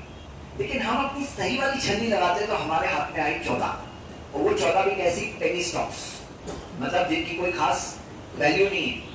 मुझे लगता है कि इनको कोई वोट देता नहीं होगा, इसीलिए ये लोग शरिया कंप्लायंट हमारे लिस्ट में आ गए। अभी क्या है मामला, यहाँ क्या मामला है, मतलब कि कोई कहेगा भाई आपने कहा 0 डेट वाली कंपनी, तो अभी इतना ये बता रहे हो लास्ट में, तो मैं एजुकेट कर रहा हूँ आपको कि हाँ ऐसा हाल है कि कभी 14 दिखती है, फिर थोड़े दिनों बाद देखा तो 3 ही दिखी, फिर थोड़े दिनों बाद देखी तो कम ज्यादा होती रहती है, मतलब वो स्टेबल नहीं है। लेकिन देखो क्या होता है ना मेरे भाई, डिमांड तो क्रिएट करो, बात तो करो। मैं एक फिल्ट्रेशन वाले से कह रहा था हमारे लिए 0 डेट वाली कंपनी निकाल के दो, तो उन्होंने कहा आपको 0 डेट में मालूम है ना क्या मिलने वाला है, मतलब मालूम है लेकिन फिर भी बना के दो। पब्लिक के सामने रहे कि ऐसे लोग हैं जो 0 डेट वाली कंपनी चाहते हैं, हम अपने वोट चाहिए तो वहां जाके लगा के आएंगे वोट कि मैं सपोर्टर हूं 0 डेट वाली कंपनी, ऐसा कुछ होना चाहिए। देखो क्या होता है ना, मैं आपको एक मिसाल देना चाहता हूं। आज से तकरीबन समझ लीजिए 1998 की बात है, 1998 की बात है। हम लोग है ना बच्चों को मिशनरी स्कूल में भेजते थे, इंग्लिश मीडियम में थे, मिशनरी स्कूल्स, कॉन्वेंट स्कूल्स। तो हम बोलते थे कि नहीं अपने बच्चों को इस्लामिक स्कूल में डालो। वो टाइम में इस्लामिक स्पीकर्स बोलते थे अपने बच्चों को इस्लामिक स्कूल में डालो। तो लोग क्या बोलते थे मालूम है, वो टाइम पे एक भी इस्लामिक स्कूल नहीं थी, अमेरिका वगैरह में आ चुकी थी इस्लामिक स्कूल से, यहाँ मुंबई में इंडिया में कोई एक इस्लामिक स्कूल नहीं दिखती थी। तो लोग बोलते थे, आप लोग बोलते हैं इस्लामिक स्कूल में डालो, इस्लामिक स्कूल में डालो, है कहाँ इस्लामिक स्कूल, कहाँ डालेंगे हम बच्चों को। तो बात करते थे कभी होनी चाहिए होनी चाहिए। आज क्या हो गया है, मुंबई में तो मैं बताऊं हर थोड़े किलोमीटर पे एक इस्लामिक स्कूल है। आप थोड़े किलोमीटर आ रहे हो आपको एक इस्लामिक स्कूल मिलेगा। आपके शहर में भी हो गई है कहीं ना। हाँ कैसे, अभी कोई तभी अगर हम लोगों को बात करने बंद कर देता था, मुंह बंद नहीं बोलो, एक भी इस्लामिक स्कूल नहीं है, जब आएगी तब बात करना। देखो एक टाइम होता है बात करते हैं। तो अभी हम लोग क्या कर रहे हैं, जीरो डेट कंपनी की बात कर रहे हैं, डिमांड पेश कर रहे हैं, करने दो। आज बात करेंगे, कल जाके ऐसी कंपनीज आएगी, क्योंकि हम तो कौन, हम कितने लोग हैं, 2-4 लोग हैं। हम लोग 200 करोड़ है दुनिया, कोई छोटी मोटी नहीं आबादी हमारी, हाँ बड़ी आबादी है। लेकिन हमारी छन्नी वाले जो लोग हैं, उन्होंने छन्नी में जो होल्स रखा है, उनको पहले बोलना है कि भाई तुम थोड़ा हमारे लिए भी छन्नी बनाओ, गोल्डन स्टैंडर्ड वाली छन्नी, सही छन्नी। तो अब यहाँ पे क्या है, पहले तो वो लोग हैं जो कुछ आए बाएं नहीं देखते हैं, शेयर मार्केट में जाकर डायरेक्टली देखे मूवमेंट एनालिसिस वगैरह करके इन्वेस्टमेंट करते हैं। ये हो गया पहले किस्म, यानी वो तो कुछ भी नहीं देखते, वो तो 100% सऊदी कंपनी में भी इन्वेस्ट कर डालेंगे। ये एक हो गए। फिर उनसे बेटर कौन है, जो लोग बोले भाई नहीं हम 33 देखते हैं, ये उनसे तो बेटर है लेकिन फिर भी गलत है। ये हो गए सेकंड वाले। और हम कौन सा स्टैंडर्ड बोल रहे हैं, जीरो वाला। अब मेरी बात हो रही थी एक शरिया फिल्ट्रेशन वाले से, बोले जीरो में तो नहीं है, लेकिन ऑलमोस्ट जीरो में है। अच्छी अच्छी कंपनी है जो जीरो तो नहीं है, ऑलमोस्ट जीरो है। जैसे मैं खुद चेक कर रहा था, तो अब देखो हिंदुस्तान यूनिलीवर अब ये 0.03 पे डेट इक्विटी रेशियो का 0.03, एकदम जीरो में नहीं आ रहा है। कहीं क्या है वो मैं बोल नहीं रहा हूं, क्योंकि क्या होगा ना, आप लोग जाके काम करेंगे बोझ मेरे ऊपर आएगा। ये भी हराम है, क्योंकि मैंने बता दिया कि जैसे गरर का मामला है ना अंडे के अंदर, ऐसा मामला सूद का नहीं है। या स्विमिंग पूल के अंदर एक बूंद पेशाब की गिर जाए, उसका जो मामला है, ऐसा मामला सूद का नहीं है। सूद तो टोटल हराम, सूद तो टोटल के टोटल हराम। लेकिन हम लोगों को कैसे काम करना है, हम लोगों को स्क्रीनिंग करना है, और ऐसी कंपनियां चाहिए जीरो डेट वाली कंपनी, ठीक है। अब यहां पर जो ये दूसरे एप्स है, जैसे इस्लामिकली वाला जो फिल्टर करता है, तो ये लोग 33 वाले क्राइटेरिया से फिल्टर करते हैं, नंबर 1। नंबर 2 ये कि ये मार्केट कैपिटलाइजेशन से कैंसिल वो करते हैं। मार्केट कैपिटलाइजेशन जो मैंने बताया मार्केट की वैल्यू पर, तो ये और ज्यादा यानी 2 चीजों में रॉन्ग है। जब मेरे पास ये वाला ऐप नहीं था इस्लामिक स्टॉक स्क्रीनर का, तब मैं लोगों को बोलता था कि आप इस्लामिकली या मुसफ़ा को लो, फिर जाके सेकंड फिल्ट्रेशन करो, स्क्रीनर ऐप में जाके फिल्ट्रेशन करो सेकंड, उसका डेट इक्विटी देखो, या इस्लामिक स्टॉक स्क्रीनर में जाके तकवा सेटिंग जाके करो। लेकिन अभी इस्लामिक स्टॉक स्क्रीनर वालों की शरिया कमेटी के जरिए वो लोग क्या कर रहे हैं, वो लोग 33% से ही स्क्रीनिंग कर रहे हैं, लेकिन डेट टू एसेट वाला रेशियो दे रहे हैं, और उसके बाद वो गलत है, बिल्कुल गलत है। दूसरी बात चीज क्या कर रहे हैं, तकवा सेटिंग दे रहे हैं। तो ये एक ऑप्शन हमारे पास थोड़ा सा आया है, जाके देख सकते हैं कोई कंपनी काम की दिख रही है, नहीं दिख रही। मान लो आपने इन्वेस्ट कर दिए किसी कंपनी में शरिया कंप्लायंट देखकर, फिर उसने थोड़े दिनों बाद सूदी लोन ले लिया, अब क्या, अब बेचना पड़ेगा, अब बेचना पड़ेगा। जब सूदी लोन ले लिया तो हलाल नहीं, आपने फतवा देखा है। तो ये है इसकी करंट पोजीशन। अब आगे बढ़ते हैं, अब हम कुछ कनेक्टेड दूसरे मसाइल देखेंगे। सूदी इंट्राडे क्या है, बहुत सारे हमारे नौजवान जाके इंट्राडे में इन्वेस्ट करते हैं, क्यों? उनकी वजह ये होती है, इंट्राडे को हम ये देख लेते हैं इस चीज से, इसको मार्जिन ट्रेडिंग से समझते हैं। इंट्राडे में 5 टाइम्स का मार्जिन मिल जाता है, 5 टाइम्स मार्जिन। ये मार्जिन क्या है, मार्जिन क्या है जो ब्रोकर दे रहा है, मार्जिन ये क्या है मार्जिन। तो चलो आज क्या हो गया ना, क्योंकि हमारे रास्ते चलते हर शख्स के अंदर, हर शख्स के पास एक्सेस है, बैठ के कर लेंगे, तो समझना जरूरी है क्या हलाल है क्या हराम है, क्या चल क्या रहा है। मार्जिन ट्रेडिंग क्या है, मार्जिन में एक आदमी मिसाल के तौर पर 1 लाख लेकर गया शेयर मार्केट में, मार्जिन में क्या होता है, लेवरेज मिलती है 5x लेवरेज। 5x लेवरेज क्या, ब्रोकर कहता है तुम्हारे पास 1 लाख है ना, तुम 5 लाख का इन्वेस्टमेंट करो। कैसे? बोले मैं तुम्हें कर्ज दे रहा हूं, मैं तुम्हें कर्ज दे रहा हूं, तुम 5 लाख का इन्वेस्टमेंट करो। तो इंट्राडे में डायरेक्टली 5x मिल जाता है इंट्राडे के अंदर। अच्छा, इंट्राडे के अंदर फर्स्ट ऑफ ऑल इंट्राडे हराम है। क्यों हराम है?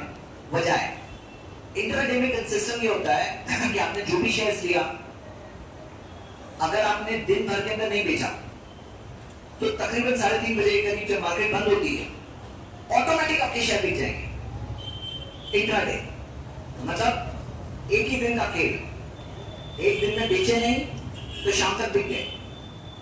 अब यहां पे प्रॉब्लम है। ये क्यों प्रॉब्लम है? नबी सल्लल्लाहु अलैहि वसल्लम ने फरमाया ला तबी मा लैसा इंदक, जो तुम्हारे पास नहीं है वो मत बेचो, तुम्हारे पास होना चाहिए। देखिए एक चीज मैं आपको बताऊं, ये फोन अगर कोई मैं बेच रहा हूं, अब फोन में पहले तो मुझे फोन का मालिक होना जरूरी, तो मैं बेच सकता हूं। सही है क्या नहीं? अगर मैं मालिक ही नहीं हूं फोन का तो कैसे बेच रहा हूं? किसी और का फोन बेच सकते क्या? हाँ, मालिक होना जरूरी फर्स्ट। दूसरी चीज, मेरे पास कब्जा होना जरूरी, पोजेशन। मतलब फोन है लेकिन कब्जा नहीं है। नबी सल्लल्लाहु अलैहि वसल्लम ने फरमाया हलाल नहीं है, ला यहिल्लु रिबहु मालम तज़मन, नफा हलाल नहीं है जब तक जमानत में ना हो, पोजेशन में ना हो। मतलब आपको फोन का मालिक भी होना चाहिए और फोन का पोजेशन भी होना चाहिए। अब इंट्राडे में जब आपका दिन के आखिर में जाके हाल ये होने वाला है कि कुछ किए नहीं किए, गए शेयर्स गए, तो आप मालिक ही नहीं हो। कब्जे की बात तो बाद में, आप तो मालिक ही नहीं हो, तो फिर बेच ही नहीं सकते। यानी कि इंट्राडे क्लियर कट हराम है। फर्स्ट पॉइंट उलमा के फतवा इस बारे में, इंट्राडे हराम है। अब डिलीवरी ट्रेडिंग क्या होती है? जब आदमी जाके खरीदता है तो एक होती है डिलीवरी ट्रेडिंग, यानी कि आप इंट्राडे नहीं कर रहे हो, डिलीवरी ले रहे हो। तो डिलीवरी कब मिलती है? डिलीवरी का मामला ऐसा है, डिलीवरी का मामला कि पहले क्या होता था, कागज के स्टॉक के पेपर होते थे कंपनी में, और शेयर मार्केट जहां है वहां पर उसको बैठ करके चेंजिंग कर देते थे कि आपके नाम से इनके नाम पे गई, तो 6 दिन लगते थे। T+6 चलता था तभी। 6 दिन बाद इन्होंने बेच दी उन्हें, तो इनके नाम पे 6 दिन बाद जाके आएगा। फिर क्या हुआ? डिजिटल मामला वगैरह हुए। अभी जो नोटिफिकेशन आया है, ये नोटिफिकेशन के अंदर T+1 का सिस्टम 1 साल से लाने की वो कर रहे हैं और पूरी तरह से इंप्लीमेंट करने की कोशिश कर रहे हैं। T+1 पहले T+3 था, फिर T+2 हुआ, अभी T+1 पे ला रहे हैं और काफी कंपनियां आ चुकी है। T+1 का मतलब आपके नाम पर आपके डीमैट अकाउंट में आपको ईमेल आएगा, और ईमेल आने के बाद आपके डीमैट अकाउंट में 1 दिन बाद आएगा, 1 दिन बाद। तो अब यहां सवाल क्या है कि जो चीज हमारे डीमैट अकाउंट में नहीं आया है, तो वो जो कब्जे वाली बात बोल रहा था ना, कब्जा होना जरूरी है, पोजेशन में आया नहीं आया, इस बारे में उलमा में इख्तिलाफ है। कुछ कहते हैं कि आपके भले ही डीमैट अकाउंट में नहीं आया, आपकी होल्डिंग में आ चुका है, और उसके ऊपर नफा नुकसान के आप ही जिम्मेदार हो, यानी अब आपके ही हाथ में उसका नफा नुकसान है, यानी आप ही लायबल हो। तो वो कहते हैं क्योंकि लायबिलिटी आपकी है, तो इस वजह से डायरेक्टली खरीद के भी बेच सकते हैं, लेकिन इंट्राडे सिस्टम से नहीं, डिलीवरी सिस्टम से। लेकिन दूसरे उलमा कह रहे हैं नहीं, वो कहते हैं कि नहीं, इसमें आने दो डीमैट में, 1 दिन बाद आने दो, डीमैट में आ जाए 1 दिन या कहीं कहीं 2 दिन आ जाने दे तो उसके डीमैट में, फिर वो बेचे। तो सेफ्टी यानी क्या होता है, कोई चीज आपको मिलेगी क्लियर कट हराम, और कोई चीज मिलेगी डाउटफुल, शक वाली चीज। तो शक वाली चीज से क्या करो, बचो, ताकि हराम से बच सको। तो यहाँ पर जो BTST है, बाय टुडे सेल टुमारो, अगर पोजीशन में आ गया है, डिमांड में आ गया है, तो बेच सकते हैं। इसको हमने देखा इंट्राडे का रेट में हमने BTST ली। अब आते हैं लेवरेज के ऊपर, मार्जिन ट्रेडिंग, ये बड़ी खतरनाक चीज है। तो मैं आपको बता रहा था, ब्रोकर आपको कहता है 5 लाख लोन ले लो मेरे पास से, 4 लाख लोन ले लो, 1 लाख तो खुद के थे, पूरे 5 लाख एक्चुअली लोन होते हैं। वो आपका 1 लाख लेकर मार्जिन मनी बना के रखते हैं। मार्जिन मनी, मार्जिन मनी क्या है? मार्जिन मनी क्या है, इस मिसाल से समझिए। मान लो शेयर्स की वैल्यू जो आदमी ने 1 लाख लगाया, वो हो गए, शेयर की वैल्यू 10,000 बढ़ गई। अब उसकी वैल्यू कितनी हो गई? 1,10,000। कितना नफा हुआ? 10,000। लेकिन जिसने मार्जिन मनी लेकर 5 लाख लगाया था, उसके शेयर की वैल्यू कितनी हो गई?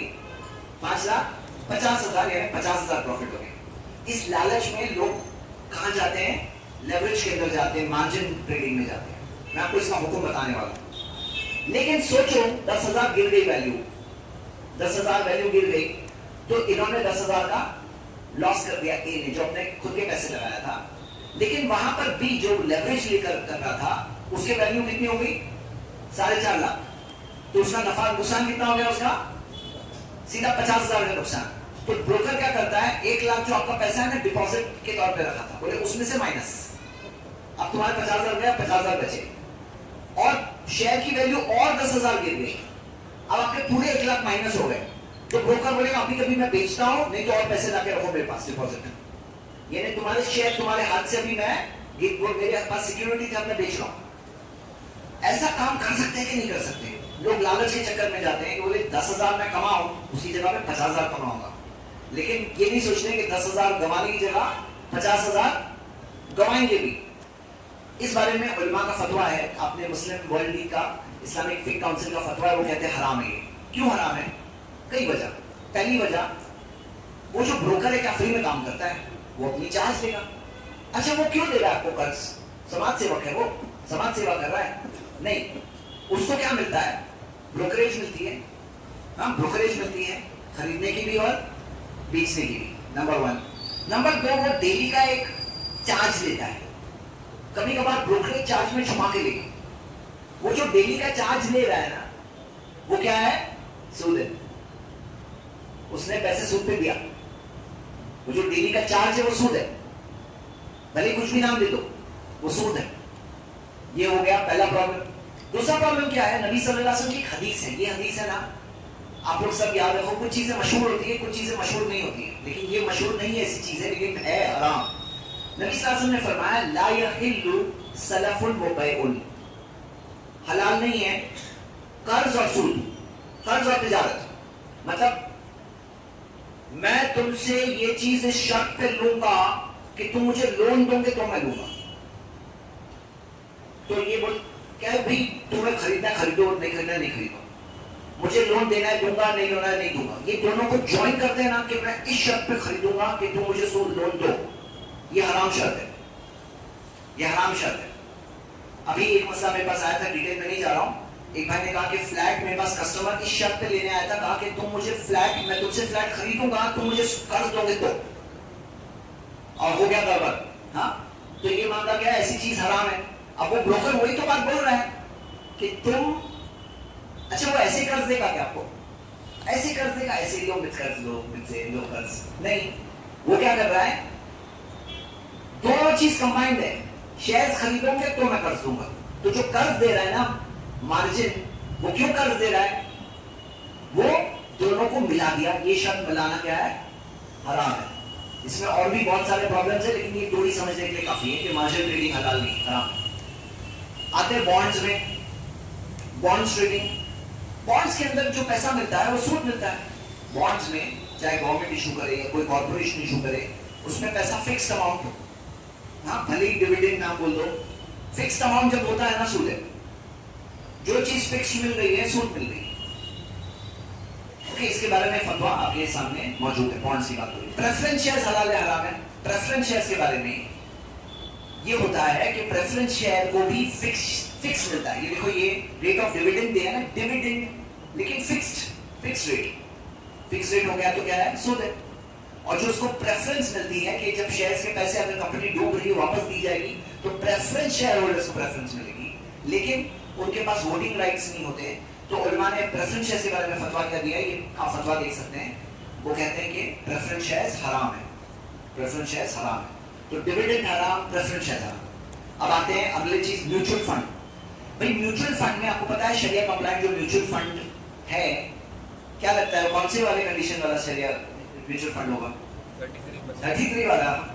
जब फिल्ट्रेशन वाले वो, अच्छा कोई है जो 25% वाला भी है, लेकिन हमने तो डिस्कस कर लिया जब वो अकेले करना गलत है। म्यूचुअल फंड में सब लोग पैसे मिलाकर इन्वेस्ट कर रहे हैं, वो भी गलत है। हाँ, म्यूचुअल फंड में गलत है, ठीक है। क्या गलत है? फिल्ट्रेशन वाला गलत है। अब यहां क्या होना चाहिए ना, हमारे पास एक ऐसा म्यूचुअल फंड आना चाहिए, जीरो डेट वाला म्यूचुअल फंड। और म्यूचुअल फंड के पास है ना, बार्गेनिंग पावर बेटर होता है। वो अपनी बात को पिच करके रख सकता है।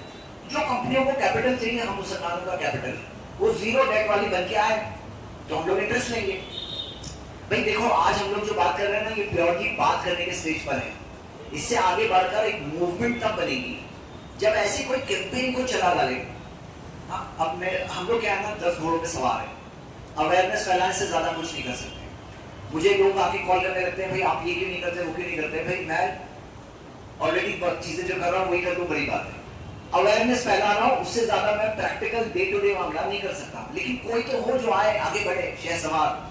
हाँ, तो ऐसे लोगों की जरूरत है जो पूरी ऐसी बॉडी बना डाले, ऐसे इतने सारे इन्वेस्टर्स की बॉडी बना डाले, बोले हम लोग है ना, तुम्हारे पास, तुम लोग आओ, 25 कंपनी ला दे दो, हमें अच्छी अच्छी कंपनी ला दे दो, हम इन्वेस्ट करेंगे। हो सकता है, छोटी शुरुआत नहीं कर सकते, बड़ी आस्ते आस्ते बड़ी हो जाएगी इंशाल्लाह। चलिए आगे बढ़ते हैं। अब हम लोग आ रहे हैं कमोडिटी मार्केट।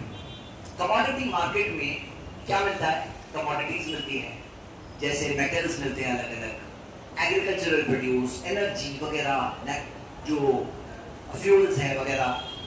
लेकिन 100% मिलते हैं फ्यूचर्स एंड ऑप्शंस पर। मतलब क्या? आप वहां पे डायरेक्ट कमोडिटी नहीं खरीद सकते, सिर्फ फ्यूचर्स खरीद सकते। जो कमोडिटी मार्केट आपको पता है बीच में बंद थी और 2003 में जाकर फिर से रिस्टार्ट हुई। तो कमोडिटी मार्केट में प्रॉब्लम क्या है? देखो, फिजिकल कमोडिटी आपको लेना है ना, मेटल का काम करना है, करो, अच्छा है। आप अगर ऐसे मेटल की ट्रेडिंग कर रहे हो, या जो टेंडर निकलते हैं, टेंडर से लेके फिजिकल मेटल कर रहे हो, अच्छा है। लेकिन जो कमोडिटी मार्केट में हो रहा है ना, वो क्या हो रहा है मैं आपको बताऊं? चलो अभी देखते हैं क्या है। मैं आपको अभी फ्यूचर्स एंड ऑप्शंस का टॉपिक बता रहा हूं, टाइम है ना, क्योंकि अभी ये 10 मिनट टॉपिक ये है, अच्छे से समझ लेते हैं। फ्यूचर्स एंड ऑप्शंस क्या है मेरे भाइयों? अब ये बोले भाई हमारा, बोले क्या बताने की जरूरत है? इसलिए जरूरत है ना, इतने लोग अपने पूरे पूरे पैसे बर्बाद कर देते फ्यूचर्स एंड ऑप्शंस में। आपको मैं बताऊं, उसकी स्टैटिस्टिक पहले देख लो, फिर वापस आते हैं। ये देखो, ये आर्टिकल जो है ना, खुद सेबी ने पब्लिश किया है, ये रिलीज किया है, ये रिपोर्ट। बोले कि एक साल के अंदर इंडिया के छोटे घरों ने, जो हाउस होल्ड्स हैं, ने 60,000 करोड़ का ऑप्शन, 60,000 करोड़ का नुकसान किया फ्यूचर्स एंड ऑप्शंस की गैम्बलिंग में। इन्होंने भी गैम्बलिंग बोले, हम लोग तो बोलते हैं गैम्बलिंग, जुआ। यहाँ पे ताज्जुब की बात है, सेबी ने भी गैम्बलिंग कहा है इसे। हाँ, by gambling on futures and options. क्या है ये मामला? जुआ है। कैसे जुआ है आपको बताता हूं। और डेरिवेटिव्स जो होते हैं ना, फ्यूचर्स एंड ऑप्शंस, इनको टाइम बॉम्ब कहा जाता है। टाइम बॉम्ब कहा जाता है फाइनेंशियल मार्केट का। क्या है? क्या ये क्या है? चलिए देखते हैं, थोड़ा पीछे से देखेंगे, एक मिसाल से आसानी से देखेंगे। सोचो एक मिस्टर ए है, मार्केट में जाते हैं, 1 लाख रुपए इन्वेस्टमेंट लेकर जाते हैं और 100 रुपए के 1000 शेयर खरीद लेते हैं। मिस्टर बी ने ऐसा किया। मिस्टर बी क्या कर रहे हैं? ये जब मार्केट में जाते हैं, शेयर नहीं खरीदते हैं, शेयर की दाम पे पैसा लगाते हैं। मैं ऐसे अल्फाज इस्तेमाल कर रहा हूं समझाने के लिए। शेयर के दाम पर पैसे लगाना, इसे कहते हैं ऑप्शन ट्रेडिंग। क्या मतलब? इनको ऑप्शन मिलता है मार्केट में, ऑप्शन ट्रेडिंग होती है। ऑप्शन से भाव बढ़ते भी घटते भी है, कई फैक्टर्स पे डिपेंड होते हैं। ऑप्शन क्या है? मैं मिसाल दे रहा हूं, 5 रुपए में इनको ऑप्शन मिला। ऑप्शन क्या है जरा आपको एक मिसाल में समझ में आ जाएगा अभी उनकी। क्या मतलब? उन्होंने कहा कि 1 महीने के लिए मैंने 100 रुपए का दाम खरीदा, शेयर नहीं खरीदा, शेयर का दाम खरीदा। दाम खरीदा नहीं, दाम पे पैसा लगाया। मतलब क्या? 1 महीने तक इनको वो शेयर 100 रुपए में मिलेगा, कुछ भी हो जाए, भाव बढ़े घटे, तुम्हें 100 रुपए में मिलेगा। ऑप्शन, ऑप्शन यानी इख्तियार है तुम्हारे पास, ऑप्शन है, चाहो तो लो, चाहे तो ना लो, फोर्स नहीं है, ऑप्शन है, इख्तियार है। क्या इख्तियार है? 1 महीने तक 100 रुपए में शेयर खरीद सकते हो, ठीक है। अब सुनो क्या होता है। 5, अब 1 लाख रुपए में कितने उसने शेयर खरीद लिया? ऑप्शन 20,000 शेयर का ऑप्शन खरीद लिया, 20,000 शेयर। यानी कि असल इन्वेस्टमेंट वैल्यू कितनी हो गई? 100 रुपए का एक शेयर। उसने शेयर का भाव जैसे पे पैसे लगा दिया उसने, तो मतलब उसने असल में 20 लाख रुपए के, 1 लाख ही है जेब में, 20 लाख रुपए के पैसे लगा दिया, इन्वेस्टमेंट वैल्यू उसकी 20 लाख हो गई। अब देखो क्या हुआ नेक्स्ट सीन। सोचो शेयर के भाव 10 रुपए बढ़ गए, तो मिस्टर ए जो 1 लाख रुपए लगाए थे, इनको कितना मिलेगा? 1,10,000। कितना नफा कर लिए? 10,000। मिस्टर बी जिसने ऑप्शन खरीदा था, तो अब क्या हुआ, उनके 20 लाख के शेयर्स की वैल्यू कितनी बन गई? 22 लाख हो गई। 2 लाख का फायदा हुआ, लेकिन 1 लाख जो उन्होंने शेयर का भाव खरीदने में लगाया था वो तो गए, माइनस करेंगे, तो एक्चुअल नफा कितना हुआ? 1 लाख हो गया। यानी जहां पे मिस्टर ए ने 10,000 कमाया, उतना ही प्राइस मूवमेंट, उतना ही अगर भाव बढ़ जाए तो इनको 1 लाख मिल गया। ठीक है, लेकिन अगला सीन तो देखिए, सोचो भाव 10 रुपए गिर गए, अब मिस्टर ए का क्या हुआ? शेयर थे 1 लाख के, अब हो गए 90,000 के, यानी कि नुकसान कितना हो गया? 10,000 का नुकसान हो गया। लेकिन मिस्टर बी का क्या हुआ? उनके जो शेयर थे, अब उनके पास ऑप्शन था ना कि खरीदो 100 रुपए के शेयर, 100 रुपए में खरीदने का ऑप्शन था। अब जब भाव 90 रुपए हो गया है तो वो क्यों खरीदेंगे? 90 रुपए में क्यों खरीदेंगे? 100 रुपए में खरीदना पड़ेगा इनको 100 में खरीदना पड़ेगा, तो 100 में तो खरीदेंगे नहीं, तो क्या करेंगे? डायरेक्टली नुकसान कटा देंगे। तो कितना कटा? 20,000 शेयर पे 5-5 रुपए एक शेयर पे कटा, यानी कि कितना हो गया? 1 लाख जो लगाए थे ना, वो पूरा के पूरा गया, जीरो। तो जो लोग आप सुनते हैं ना शेयर मार्केट में पैसे लगाए पूरे गए, वो ऐसे ऑप्शन ट्रेडिंग कर रहे होते, ऑप्शंस में पैसे लगाते हैं तो पूरे के पूरे गायब। अच्छा, मिस्टर ए की कहानी क्या है? आज उनके शेयर की वैल्यू 90,000 हो गई, कल हो सकता है फिर से बढ़ जाएगी, 1 लाख हो जाएगी, 1,10,000 हो जाएगी, बढ़ते घटते हैं, भाव चलता है। लेकिन मिस्टर बी का मामला क्या है? वो एक रॉन्ग मूवमेंट से पूरे के पैसे गायब। मिलने के लिए 1 लाख कमा रहे थे, गंवाने के लिए पूरे के पूरे पैसे गायब। तो ये है फ्यूचर्स एंड ऑप्शंस का मामला। फ्यूचर्स एंड ऑप्शंस क्या है ना, असल में वो ट्रेड ही नहीं है, जुआ है। 1 लाख अभी वो 100 रुपए के भाव पे लगा रहे हैं, भाव जो 100 रुपए का भाव खरीद रहे हैं, तो कोई ना कोई बेच रहा होता है 100 रुपए का भाव 5 रुपए में, भाव भाव भाव। देखो सोचो, क्रिकेट पे जुआ खेलते मालूम है कुछ लोग, क्रिकेट पे बैटिंग ऐप्स है ना। अच्छा बताओ, कोई क्रिकेट पे जुआ खेल रहा है, वो क्रिकेटर है क्या? अब वो आजकल पता है सब जगह पे एड्स भर देते हैं वो लोग, इंटरनेट खोलो, यूट्यूब खोलो तो बैटिंग ऐप के एड्स, उसमें बताते हैं कपड़े, क्रिकेटिंग के कपड़े, क्रिकेट के कपड़े। लेकिन वो जो जुआ खेल रहा है वो क्या क्रिकेटर है क्या? वो कोई क्रिकेटर नहीं है। उसी तरह जो ऑप्शंस में ट्रेडिंग कर रहा है ना, वो कोई शेयर खरीदा ही नहीं है, उसने सिर्फ भाव पे पैसे लगाया, जुआ खेला बस। जैसे जुआ कोई घोड़े पे पैसे लगाता है, जुए में घोड़े पे पैसे लगाया, ये घोड़ा जीतेगा, वो घोड़ा जीतेगा, वो राइडर है क्या? नहीं, वो सिर्फ जुआरी है। इसी तरह जो ऑप्शंस में ट्रेडिंग करते हैं ना, वो जुआरी होते हैं। क्लियरली बोल रहा हूं, हराम है। कोई आदमी ऑप्शंस में 1 रुपया नहीं लगाया, हराम लगाया। पैसा मिला तो हराम कमाए, और गवाए तो पैसे गवाए, अपनी मेहनत के पैसे। ठीक है, पैसे मिला तो हलाल नहीं खाएंगे, हराम खाएंगे, और पैसा गया तो तुमने अपनी मेहनत के पैसे क्यों गवाए भाई? ठीक है, ये हो गया ऑप्शंस की। अभी फ्यूचर्स की बात। फ्यूचर्स का पूरा नाम है फ्यूचर्स कॉन्ट्रैक्ट। फ्यूचर्स कॉन्ट्रैक्ट यानी ऑप्शन में तो इख्तियार था कि चाहो तो लो, चाहे तो ना लो, फ्यूचर्स में लेना ही पड़ेगा, लेना ही पड़ेगा। मतलब अभी अगर 10 रुपए भाव गिरे, हाँ, तो इन्वेस्टमेंट की वैल्यू हो गई थी 20 लाख से 18 लाख, तो मतलब 2 लाख का लॉस हो गया सीधा, प्लस ब्रोकरेज अलग। हाँ, तो यहां पे क्या मामला है? ये है फ्यूचर्स का मामला, और वो है ऑप्शंस, फ्यूचर्स एंड ऑप्शंस। तो मैं अभी कमोडिटी मार्केट की बात कर रहा था, जो कमोडिटी मार्केट एप्स में दिखती है कि आयरन मेटल, मैं आपको बताता हूं उसकी कहानी। देखो ये जो कमोडिटी मार्केट है, इसके अंदर क्या मामला है ना, आप बोलो। मैंने पूछा, कई एक्सपर्ट से पूछा, क्या पूछा कि भाई इन्होंने मेटल पे पैसे लगाए, खरीदा नहीं, भाव पे पैसे लगाए, फ्यूचर्स एंड ऑप्शंस, सिर्फ एफएनओ, सिर्फ ये जुआ। इन्होंने मेटल के 100 किलो पे पैसे लगाए, बेचा खरीदा, बेचा खरीदा, वो 100 किलो है कहां? अगर कोई बोले मुझे 100 किलो की डिलीवरी दो, तो नहीं, डिलीवरी नहीं है देनी, मतलब सिर्फ नाम है 100 किलो का। और जो फेमस जो एप्स है, जो फ्यूचर्स कमोडिटी ट्रेडिंग के, उसमें सिर्फ गोल्ड के अंदर पोजीशन मिलने की बात है, लेकिन गोल्ड में हाथों हाथ करना होता है। गोल्ड में रूल क्या है कि यदन भी यदिन होना चाहिए, हाथों हाथ ट्रेडिंग कर सकते हैं, बाद में आएगा आएगा वैसा नहीं कर सकते।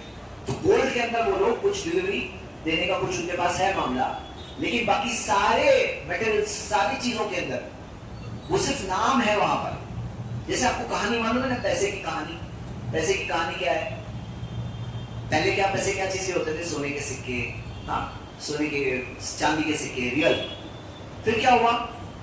एक दुकानदार ने कहा तुम ऐसा करो, अपने सोने के सिक्के यहाँ रखो, ये रसीद लो और जाओ वो शहर में जाके रसीद देना, तुम्हें सिक्के मिल जाएंगे, ठीक है?